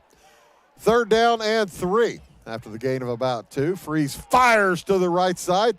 Reverman's got it, and he's got the 1st down as he's hit initially by Cooper Lobeck. And that will move the chains as he needed the 41 for the 1st down. He gets to the 39. It's 1st and 10 there for the Cougars. Clock on the move, 8:19 to go here in this 3rd quarter. Breese Central all about moving the clock. Throwing downfield, now that might be overthrown, intended for Reverman. It was overthrown deeply. Reverman, he's got a couple of great fingertip catches, but that was not one of them. Had he been able to run under that thing and catch it, it would be time to alert Guinness. Because Freeze did not put any air under that. 2nd down and 10. 22-6 the lead for the Cougars. And handoff goes to Attaway, and he's going to pick up a chunk with as it was a really good fake by Connor Freeze after he handed the football off. He basically acted like he had it for a while.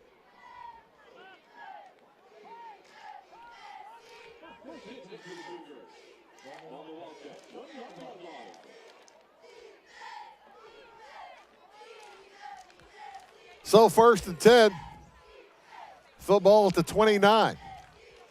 That was enough for a 1st down, gain of 10 on the play. Freeze looks to his left. A little bit of a problem there. A flag is thrown. He'll try the right side. He's going to get knocked out of bounds about the 23-yard line, but that is in the area of holding, thrown almost at the offensive line. And I think this one's going to come back. He picked up about 8 on the play. And, yeah, that is holding against the Cougars. It'll move the football back to the 40, make it 1st down and 21.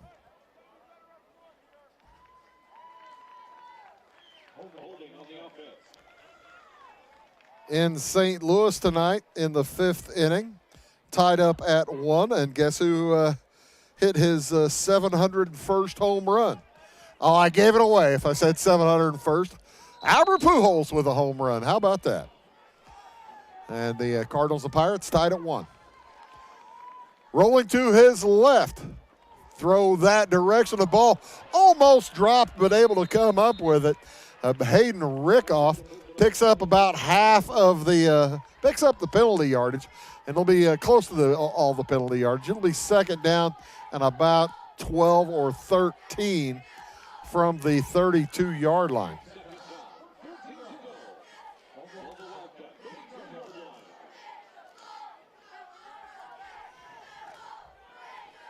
Freeze in the shotgun, nobody with him. He rolls to his right. He has a man wide open. The catch is made, and heading down the sideline with a first down is Bryce Bierman.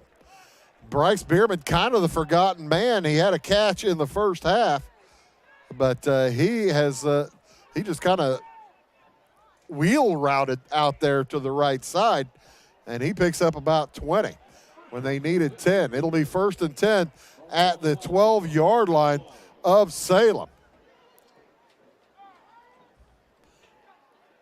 Cougars really moving nicely as the handoff goes to Attaway. He cuts through traffic. He's going to get inside the 5, near the goal line.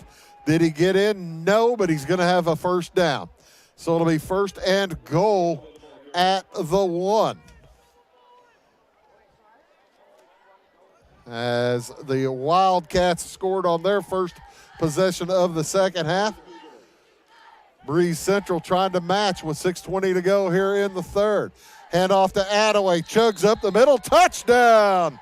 Breese Central on a 1-yard plunge by Anthony Attaway.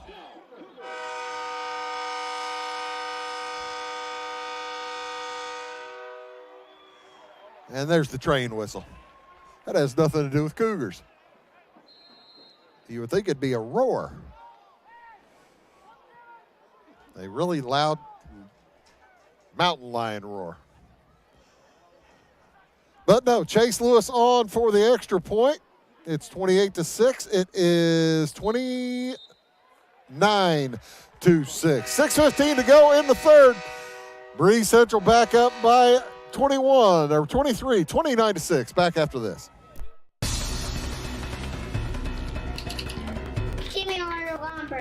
Doors, paint, windows, electrical, plumbing, and much more.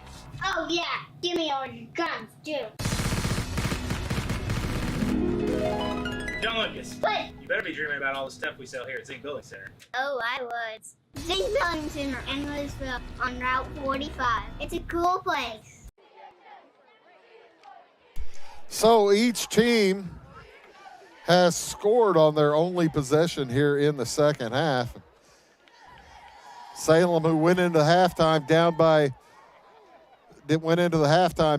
22, now back down by 23.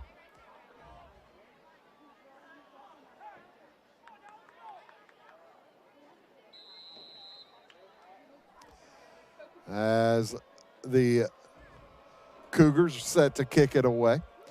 Griffin Thomas.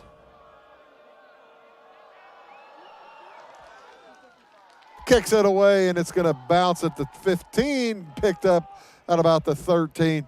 And heading to his right, a little bit of room there for Sean Thornton. Now he tries back to his left. He's got more room. He's going to get out to about the 25, I'll make it the 23-yard line before shoved out of bounds, or the 21-yard line. And that's where Salem will give it a shot for their second possession of the half.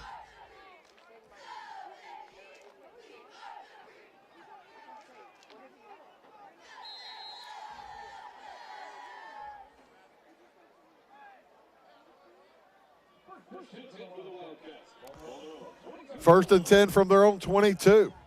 Green with a low snap, back to throw. Boy, he had to in on him in a hurry was Andrew Jansen, and he spins him to the ground.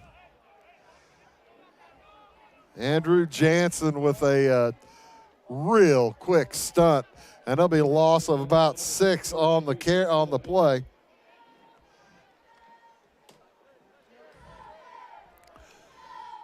And with 5.5 minutes to go here in the third, the Wildcats going to have to score on just about every possession. Throw to the left side. Catch is made by Etris, and he gets shoved out of bounds. After a pickup, though, of about 5, that'll bring up third down and around 11. They need out to the 32-yard line for a first down. The football laying just past the 20. They've been able to use Etris pretty nicely over there on the sidelines. As Green directs traffic, he's got nobody in the backfield with him. 3 trips to the right, Twins left. And he looks to his right. It's the receiver screen to Mays. He loses the handle, and that is going to be a fumble, and I believe it's Breese Central football. It is Breese Central football. So the 4th turnover of the game for the Wildcats. Just can't do that. 4 turnovers and a blocked punt.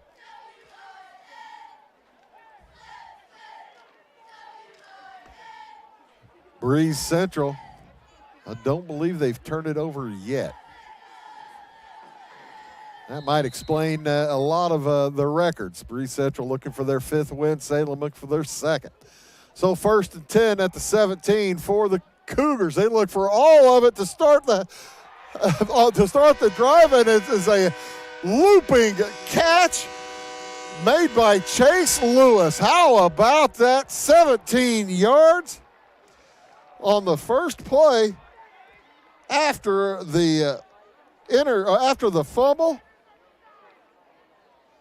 A high arcing pass from Freeze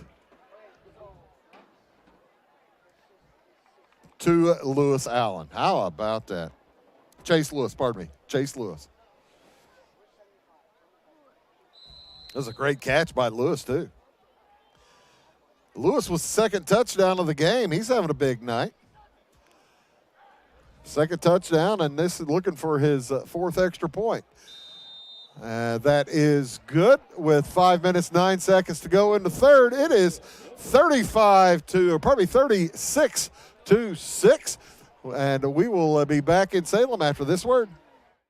Having car trouble, need a tow, or just some routine maintenance? Butcher Automotive in Louisville has you covered. Locally owned and operated, Butcher Automotive offers complete vehicle repair services along with tire sales and wheel alignment. They're your local Hankook tire and interstate battery dealer. Butcher Automotive offers free local pickup and delivery so your car can be repaired while you're at work or at home. Butcher strives to treat everyone's vehicle as their own. At Butcher Automotive, they don't want you to give them your business, they want to earn it.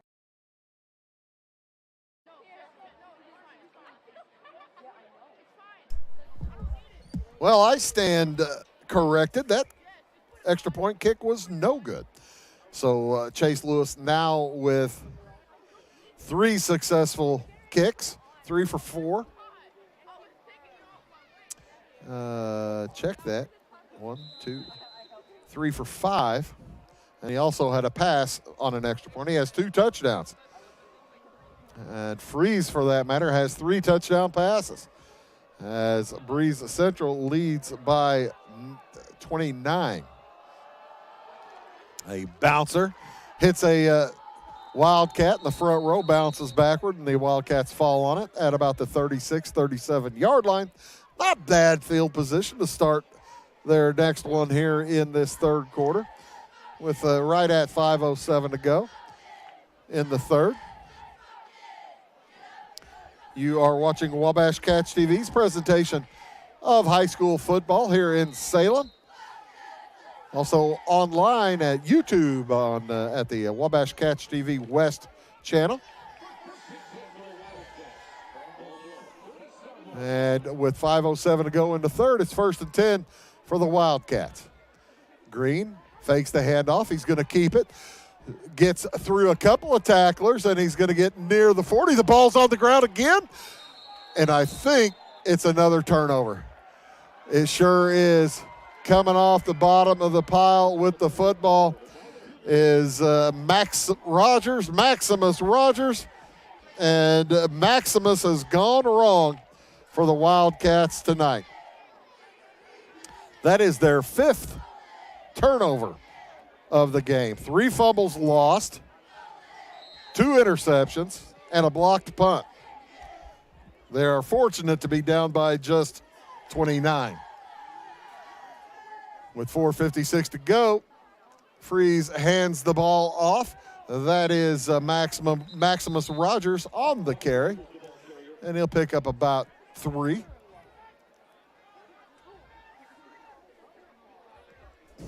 Breese Central, really ball hawks. They are knocking the football loose. That is a grabby defense out there. 2nd down and 7. Again, it goes to Rogers. He tries the right side. He's going to get shoved out of bounds near the 1st down marker. I think he got it. He needed about the 29-yard line. They aren't moving the chains yet. The officials are looking. Now they are. So 1st and 10 for Breese Central at the across the 30-yard line of Salem. 5 turnovers and a blocked punt. Well, that's tough. Back to throw is Breese. He's got a man. It is caught at the 25, and on the run, continuing to run hard, Cooper.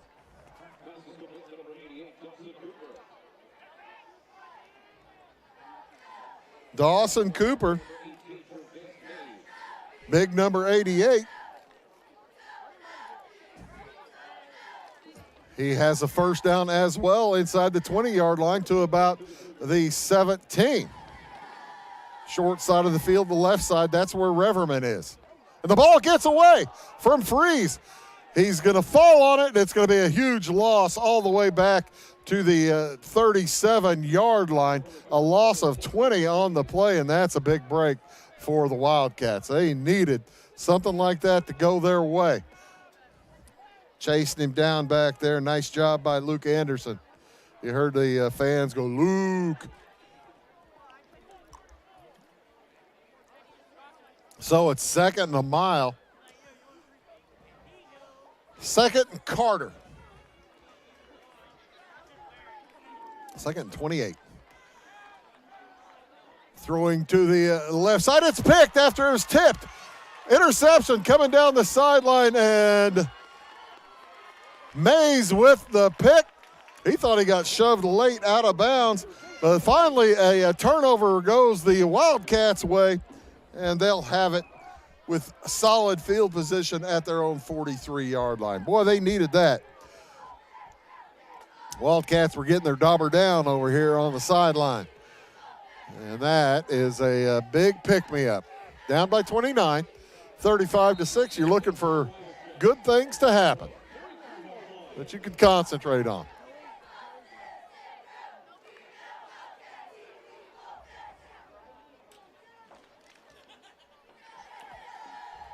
Kane Huggins in the backfield as Green drops the snap. He picks it up, fires it downfield. It is caught. Caught, made by Mays. Jervis Mays makes the catch all the way down to the 32-yard line, and it's a gain of about 26 yards for the Wildcats. How about that? 1st and 10 at the 32.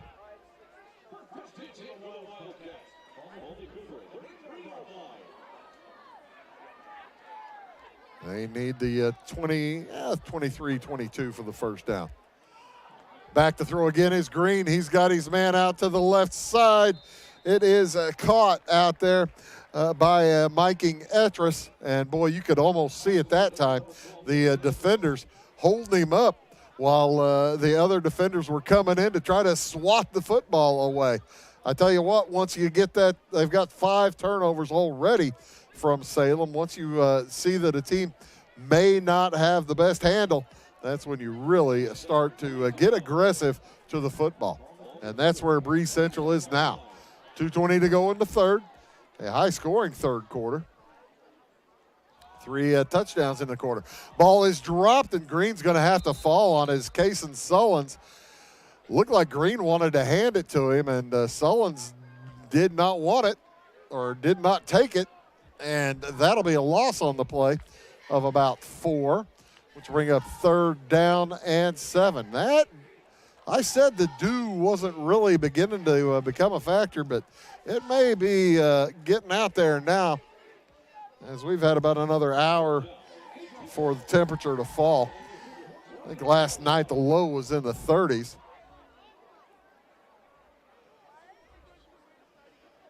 Handoff again, this time to Mays. He cuts to the outside. He's to the 10, the 5. It's a foot race. Touchdown, Salem. On a 29-yard scamper by Jervis Mays.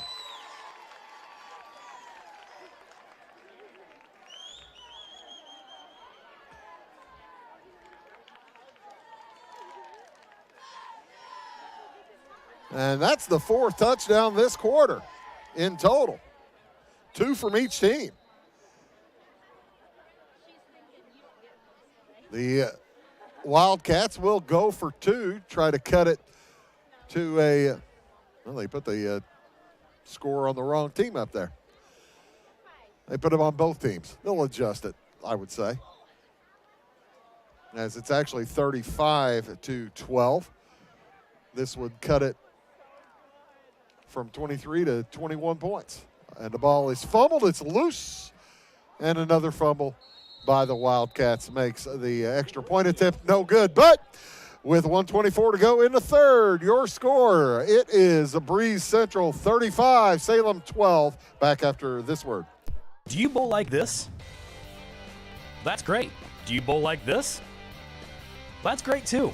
That's because whether you're a pro or you just want to have a lot of fun, at Pegel's Silver Dollar Lanes, we have a lane for you. We have galaxy bowling, gaming for kids and adults, Joe's Pizza, a full bar, darts, pool, and fresh and clean bowling shoes. Boy, does that smell nice. So come on down to Pegel Silver Dollar Lanes in Effingham, where we have a lane for you.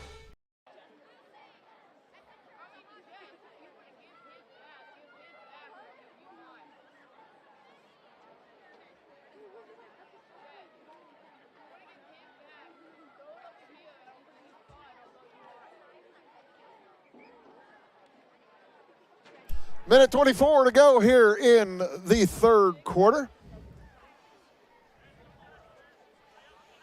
Breese Central leads 35-12. After that 29-yard scamper from Jervis Mays.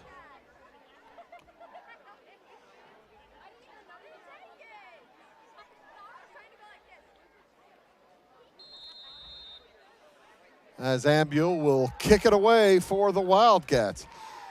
Drives Rockers back the pitch, and they're going to try the old switcheroo across the 40. A nice return is Carter Dyan, and he'll get out near the 47-yard line, just across the 47-yard line. And that will be 1st and 10 for Breese Central. Each team has swapped a couple of touchdowns here in the third quarter.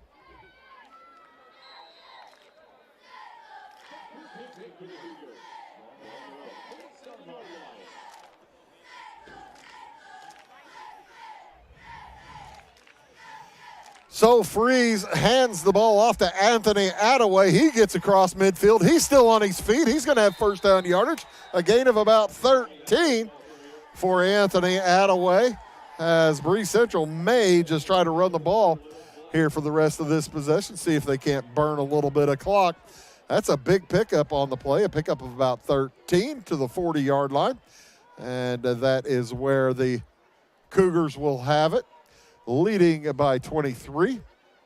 Fake handoff, back to throw. It is caught on the right side by Cooper, and he's going to get drugged down out of bounds, a pickup of about 4. Nice tackle over there on the defensive left sides, Gage Eddings.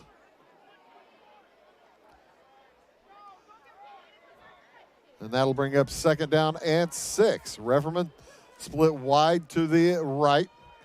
It is a Rickoff to the left. Rickoff. High snap and a false start for a Breese Central. That'll move them back. It'll be 2nd down and 11 across the 40 to about the 41. They need the 30 for a first down. Every little chance here to climb back in. The Wildcats are taken. They're going to go for 2 if they score again. When they score again, they're 3 scores down. 44 seconds to go in the third. Back to throw. Deep down the right-hand side. It is unbelievably caught by Braden Reverman. Oh, my heavens. He went right up and over the top of the Salem defender. I want to say that was Kane Huggins, and just took it away all the way down to the 6-yard line. Wow. A pickup of 35. And my heavens, Reverman is a top receiver, folks. One of the best receiver I've seen this season. Best pass catcher anyway. Chase Lewis to throw, throws to the end zone, and it is incomplete, intended for Cooper. Lewis was in that direct snap offense. The Wildcat, with 33 seconds to go in the quarter, that stops the clock. Here in the third quarter, 35-12. As Connor Freeze checks back in along with Anthony Attaway and Chase Lewis. Hand off to Attaway, cuts up the gut, he's into the end zone. Touchdown. Breese Central on a 6-yard plunge or dive. Let's call that one a dive. 6-yard dive by Anthony Attaway, his 2nd touchdown of the night.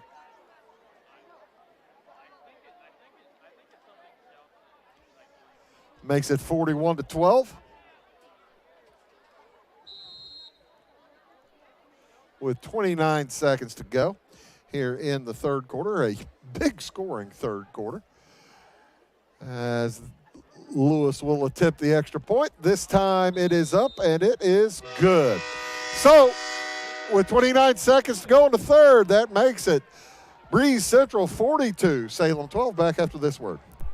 Why are more people heating their homes with FS Propane? Because it's better to work with a company that lives and works in the same community that you do. This is Aaron Cummins, your local Clay County FS Propane specialist with South Central FS. South Central is a 9-county cooperative with highly trained employees that are dedicated to providing our residential, commercial, and agricultural customers a safe and reliable propane supply. Contact your local South Central FS Propane specialist or visit us online at southcentralfs.com.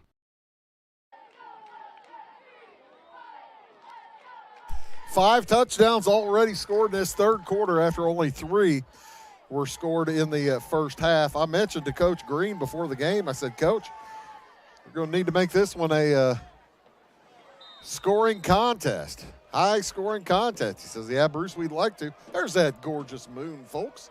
Hope you're enjoying your evening on Wabash Catch TV.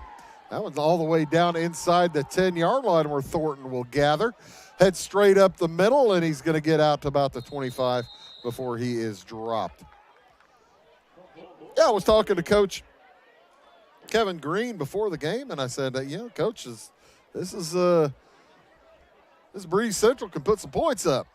And he said, yeah, we're going to need to have our best out there, that's for sure, our best offensive night. A little bit of a slow first half, and I tell you what, 5 turnovers will do that. But here in the second half, when the Wildcats have been able to hold on to the football, they've been able to do stuff with it. They trail by 30, 42-12, as they have it 1st and 10 on their own 26. Delay to Kason Solons. He cuts through. He's going to get across the 30-yard line and picks up about 6. Kason Solons with a nice ball game, and that will be the last play of the third quarter. We'll move to the fourth. The Breese Central Cougars leading Salem 42-12.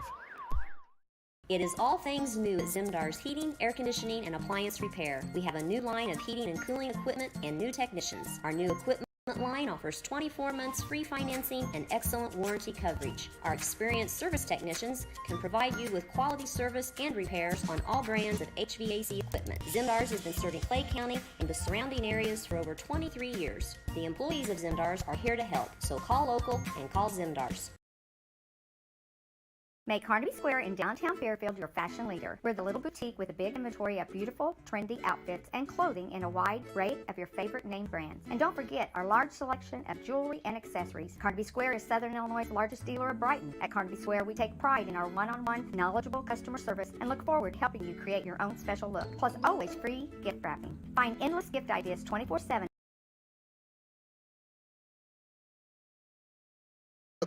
Here are a few scores from around the area. Carterville, boy, they keep rolling. They remain unbeaten. They defeat Nashville tonight 28-7. Nashville's a good team, folks. That Carterville must be loaded. Second out of 4 for the Wildcats. Back to throw. Green fires to the left side, and it's going to be caught by Miking Etris, but just short of the first down, I believe. Or are they going to move the chains? Breese Mater Dei leads DuQuoin 21-13 in the fourth quarter. El Dorado leads Cesar Valier 26-21. That'd be a big lead, big win for the Wildcats. Or pardon me, for the Eagles. And did I just see a score from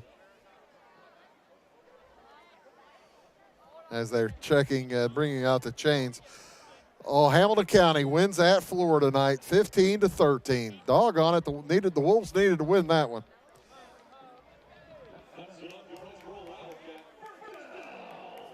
And the chain does measure a first down. How about that? After 3, Centralia leads Cahokia 14-0. Late in the fourth quarter, Fairfield over CZR 46-6. That will most likely be the final, as they'll have a running clock. And it is 1st and 10, Salem. Green fakes the handoff, looks to his left, and nowhere to go. He is shoved backward by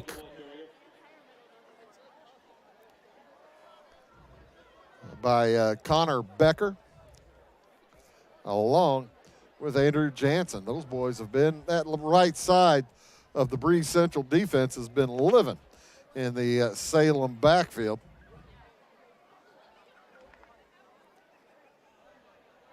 As the Wildcats are warming up a new pitcher. Colson Quinn warming up on the sideline. He's a sophomore. They may want to get Samuel Green out of the game down by 30 as he gets sacked almost again. He gets out, heads to the sideline. He's going to get to about the 40-yard line. Gain of about 8 on the play. That was some pretty good wheels by Green. I thought he was a dead duck back in the backfield.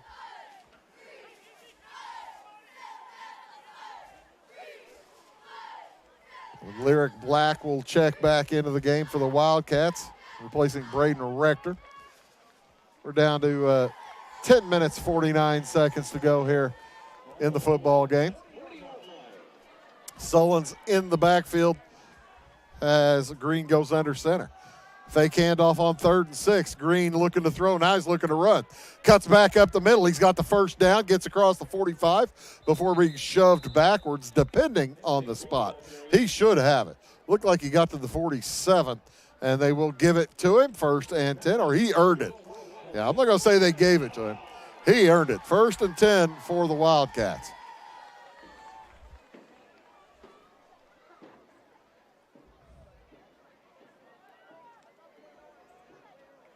As they roll the clock. Wildcats down by 30. That's 4 scores with extra points. Hand off to Sullins, dragged down in the backfield as he carried Becker with him for a while before Becker got a little bit of help from his friends. Also in on the tackle, Logan McDonald. Next week, like I said, on Monday, we'll be in Kinmundy as South Central hosts North Clay in the National Trail Conference quarterfinal. Winner gets the winner of Altamont, and I can't remember who Altamont's playing. Probably Windsor. Green to throw, throws to his left. It is caught by Etris. He's going to have first down yardage across the 45 near the 40-yard line. And this late drive really moving the chains nicely for the Wildcats. Tell you what, this is such a young team. They just tend to make a few errors here and there. If they didn't turn the ball over like they have tonight, this could be an entirely different ball game. Sullins next to his quarterback, Green. Green to throw. Doesn't like it, and he's twisted down.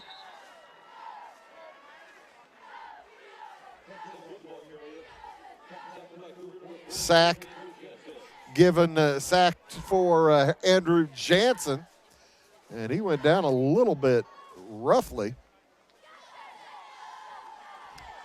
Gets up fine, though, on second down and 12 now. Only a loss about 3 yards. We call it second down at 13. Football at the 43. They need the 30 for a first down. I just remembered I was going to tell you what the temperature has fallen to, as it is getting cooler and cooler. Handoff, fake handoff, then the keeper, Green, will get across the 40 to the 37-yard line, and that'll bring up a third down and about 7. Now down to 52.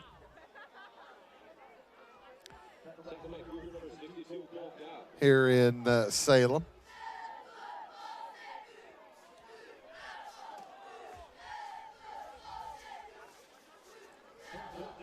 Folks in under their heavier jackets and blankets in the crowd. The cheer team in their hoodies, trying to fight the chill. Hand off to the left side. It goes to Mays. He needs the 30.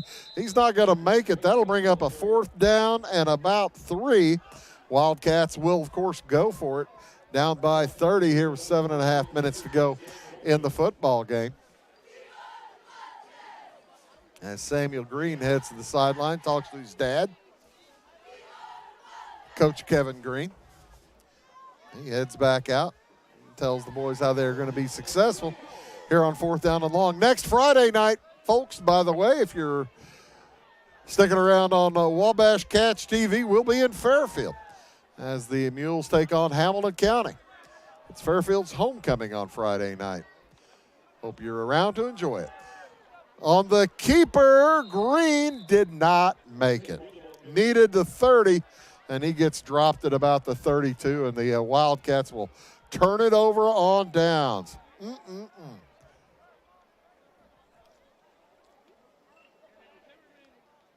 And there was a penalty holding against Salem. That's going to get declined. Not holding. Illegal motion. Or illegal shift.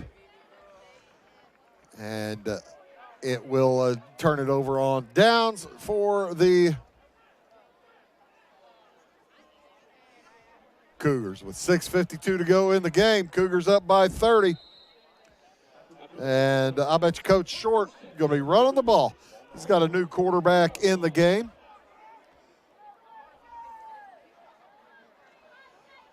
Handoff straight up the gut, and that's Max Rogers. He's got plenty of room, gets out near midfield. New quarterback is Preston Baker. He's a sophomore. As Coach Short trying to keep his players injury-free. It's been a relatively injury-free football game. Knockwood with 6.5 minutes to go. Preston Baker, 6 feet, 155. Hands it again to Rogers, straight up the gut. Fresh legs, and he's going to score. Rogers leaps through the final tackle, and it's a 51-yard run for Maximus Rogers.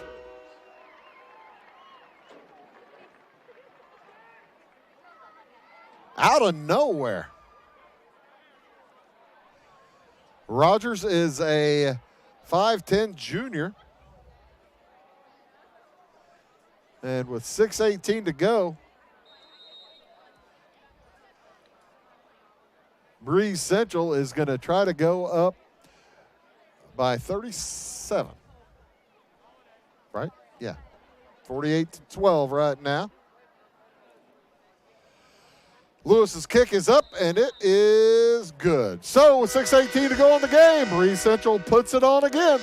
They lead 49-12. We'll be back after this word. If you're looking for a loan for your brand new home, call Clay County State Bank. If you want to transfer money so your future will look sunny, call Clay County State Bank. We got checking and savings and bill pay too. And online banking, just ask a key. For all your banking needs, we think you will agree. Clay County State Bank is the place you need to be. Clay County State Bank. Chase Lewis having himself a night. He has 1, 2, 3, 4 for 6 on extra points as the Breese Central Cougars lead by 37. 49-12, 6:18 to go. Breese Central scored the first 3 touchdowns of the game in the first half as they went into half leading 22-0. Salem came out, scored on a 4-yard pass from Samuel Green to Noah Nix. That cut it to 22-6. A couple of touchdowns from Breese Central. Made it 35-6, and then 35-12 on a scamper from Jervis Mays. But then 2 more scores here from Breese Central, and they are 3 points away from the running clock.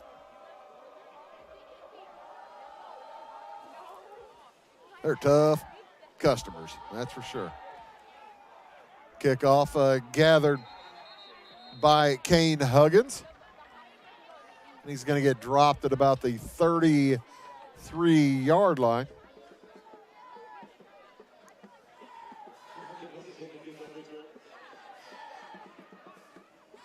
That's where Salem will have it.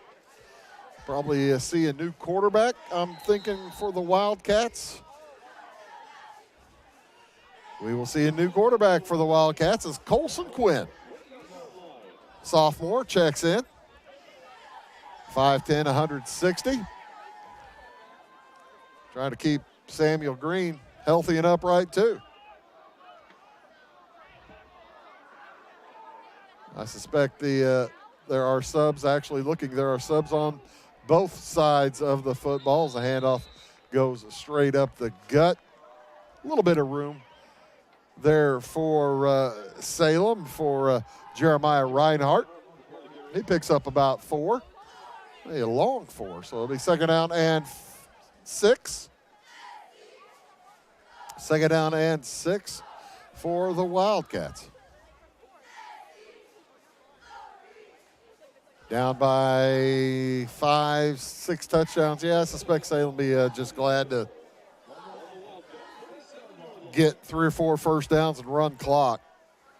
Stay healthy with the JV squad in. Handoff goes again to Reinhardt. He's going to get maybe another 3.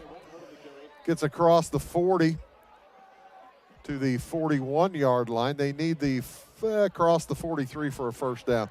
So call third down and long 2, short 1, or short 3. Like I said, next week we'll have quarterfinals on Monday. We have volleyball the rest of the week, 2 or 3 times.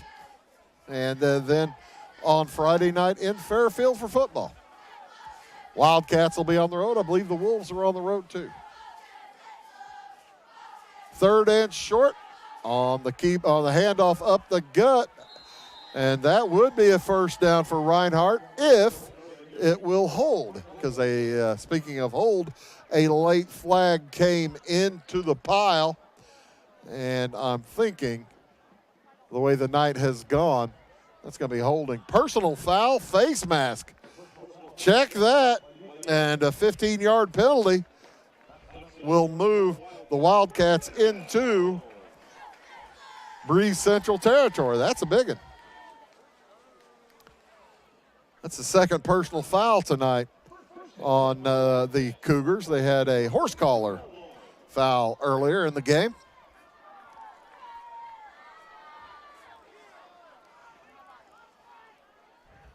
As under center heads Colson Quinn. Fakes the handoff, rolls to his left. He's got a man out there, and it is incomplete. Intended for Logan Howard. And he's looking at his gloves as he gets up and says, boy, I should have caught that. Hit him in the hands. He bobbled it. Could not come up with it. That'll bring up 2nd down and 10.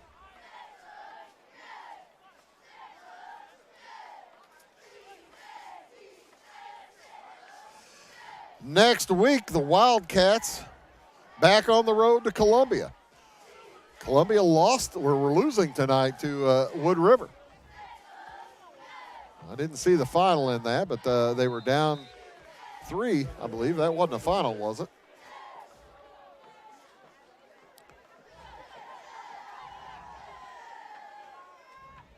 Columbia, always a tough place to play.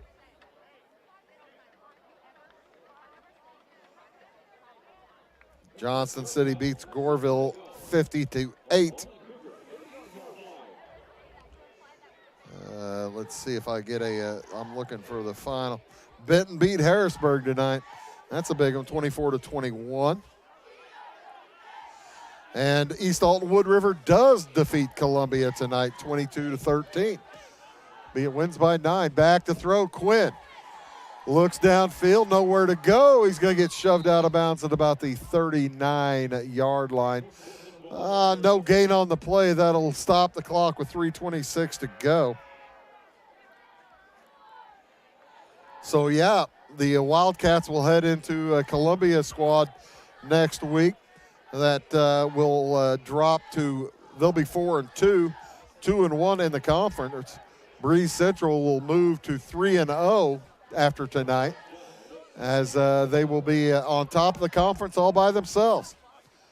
4th down and 7 for the Wildcats. Last gasp, throw down the left side, and it is picked off at the 12-yard line by Breese Central's Anthony Hugan. 6, count them, 6 turnovers for the Wildcats tonight. 3 fumbles, 3 interceptions. And you don't even count the blocked punt as a turnover.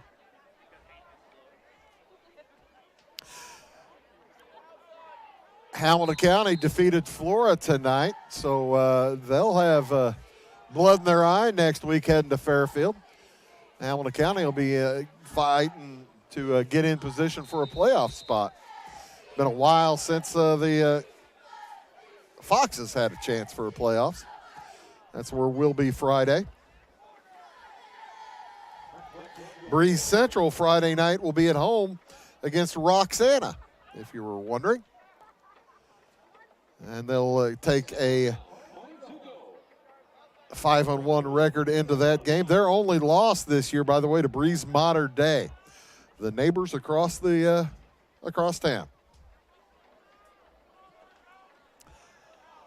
2:40 to go. Clock is running. Not a running clock situation, but it's running now. On the carry, a nice run by Dylan Ziegler, and he's going to get dropped. The ball comes loose. I think it was out of bounds. No, it fumbled forward. Salem did not come up with the possession. It'll continue to be, will they move the football back where he fumbled it? I'm not sure. They will move the chains to where the ball went out of bounds. This is not the NFL, Bruce. That's not how they do that. You're right. Thanks, Bruce. Appreciate the clarification. Let's go to Bruce Dickey for the clarification. Well, Bruce, this isn't the NFL. It's a high school, and if the ball is fumbled forward, it's fumbled forward. Okay.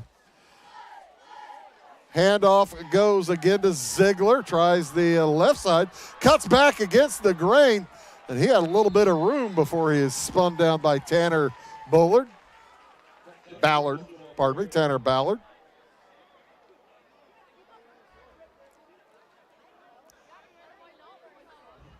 We'll be under 2 minutes before the next time Breese Central snaps the football. They get a first down, this game is all but over. I'll tell you how everybody scored. In the first quarter, Breese Central opened up with a 3-yard plunge by Chase Lewis with 7:05 to go. Lewis's kick was good. That made it 7-0 Breese Central. Hand off to Ziegler, met in the backfield and dropped. It will be 3rd down and plenty with 1.5 minutes to go.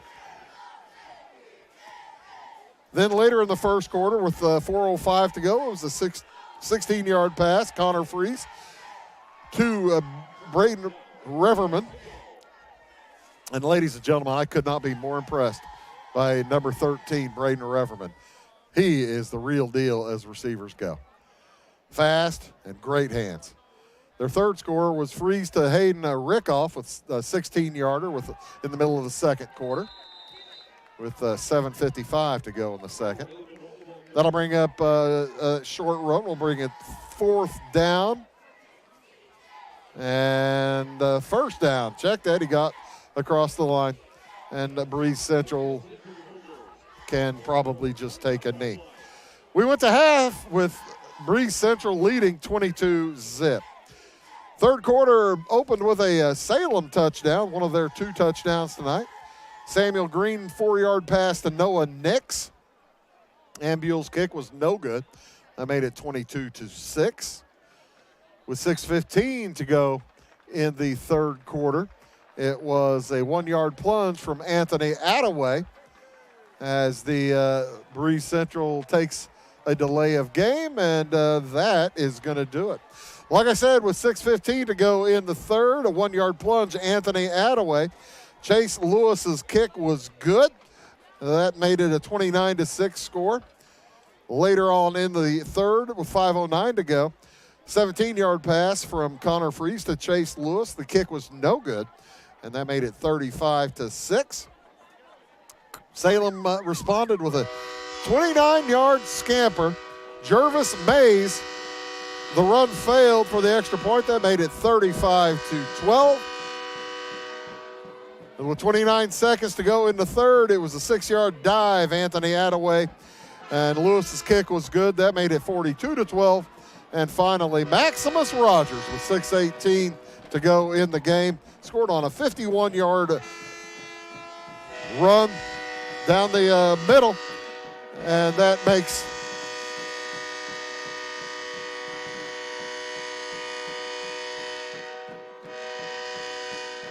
good grief, I hope that's not a train. That made the final score Breese Central 49, Salem 12. I believe we have some replays ready to go as Ty has been busy setting those up over the course of the evening. Let's see what you got. There's the replay set. These from, I believe, the second half. That is the nice run in that first drive by Samuel Green. Is about a 40-yard run down the right sideline, shoved out of bounds, made a 1st and goal at the 9. He looks to the end zone. There's the touchdown pass to Noah Nix. Ambule's kick was no good.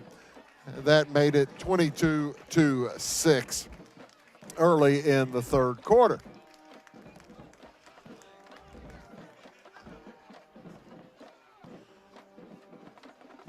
There's the kickoff return, a fake handoff that time, and it was a pretty good return there by Carter Dyan.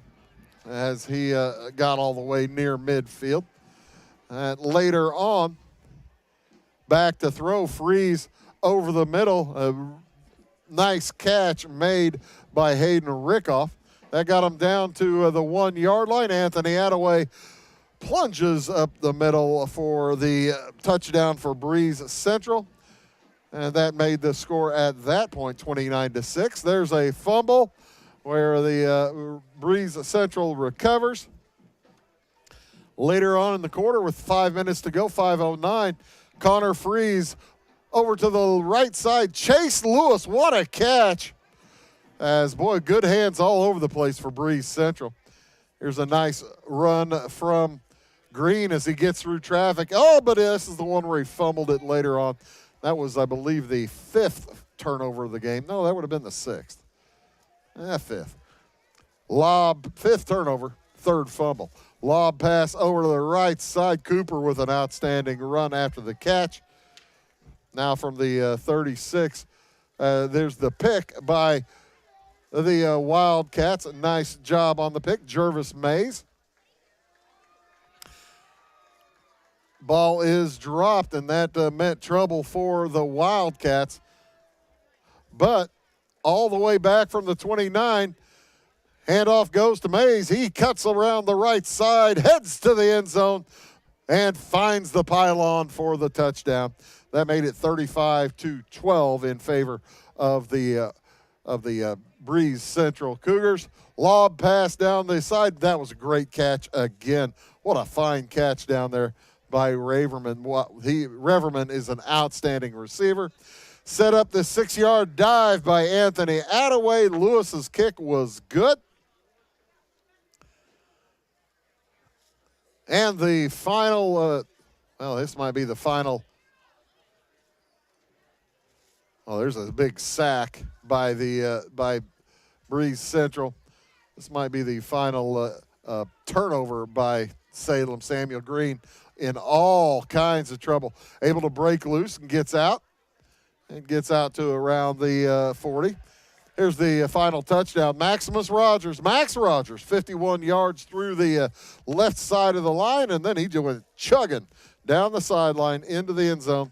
That sets your final score at 49-12. Thanks a bunch for everybody for watching tonight here from Salem High School. We do appreciate it as the Breese Central Cougars knock off there's a few more highlights. Back to throw, there's Quinn, and that was the final interception. There it is.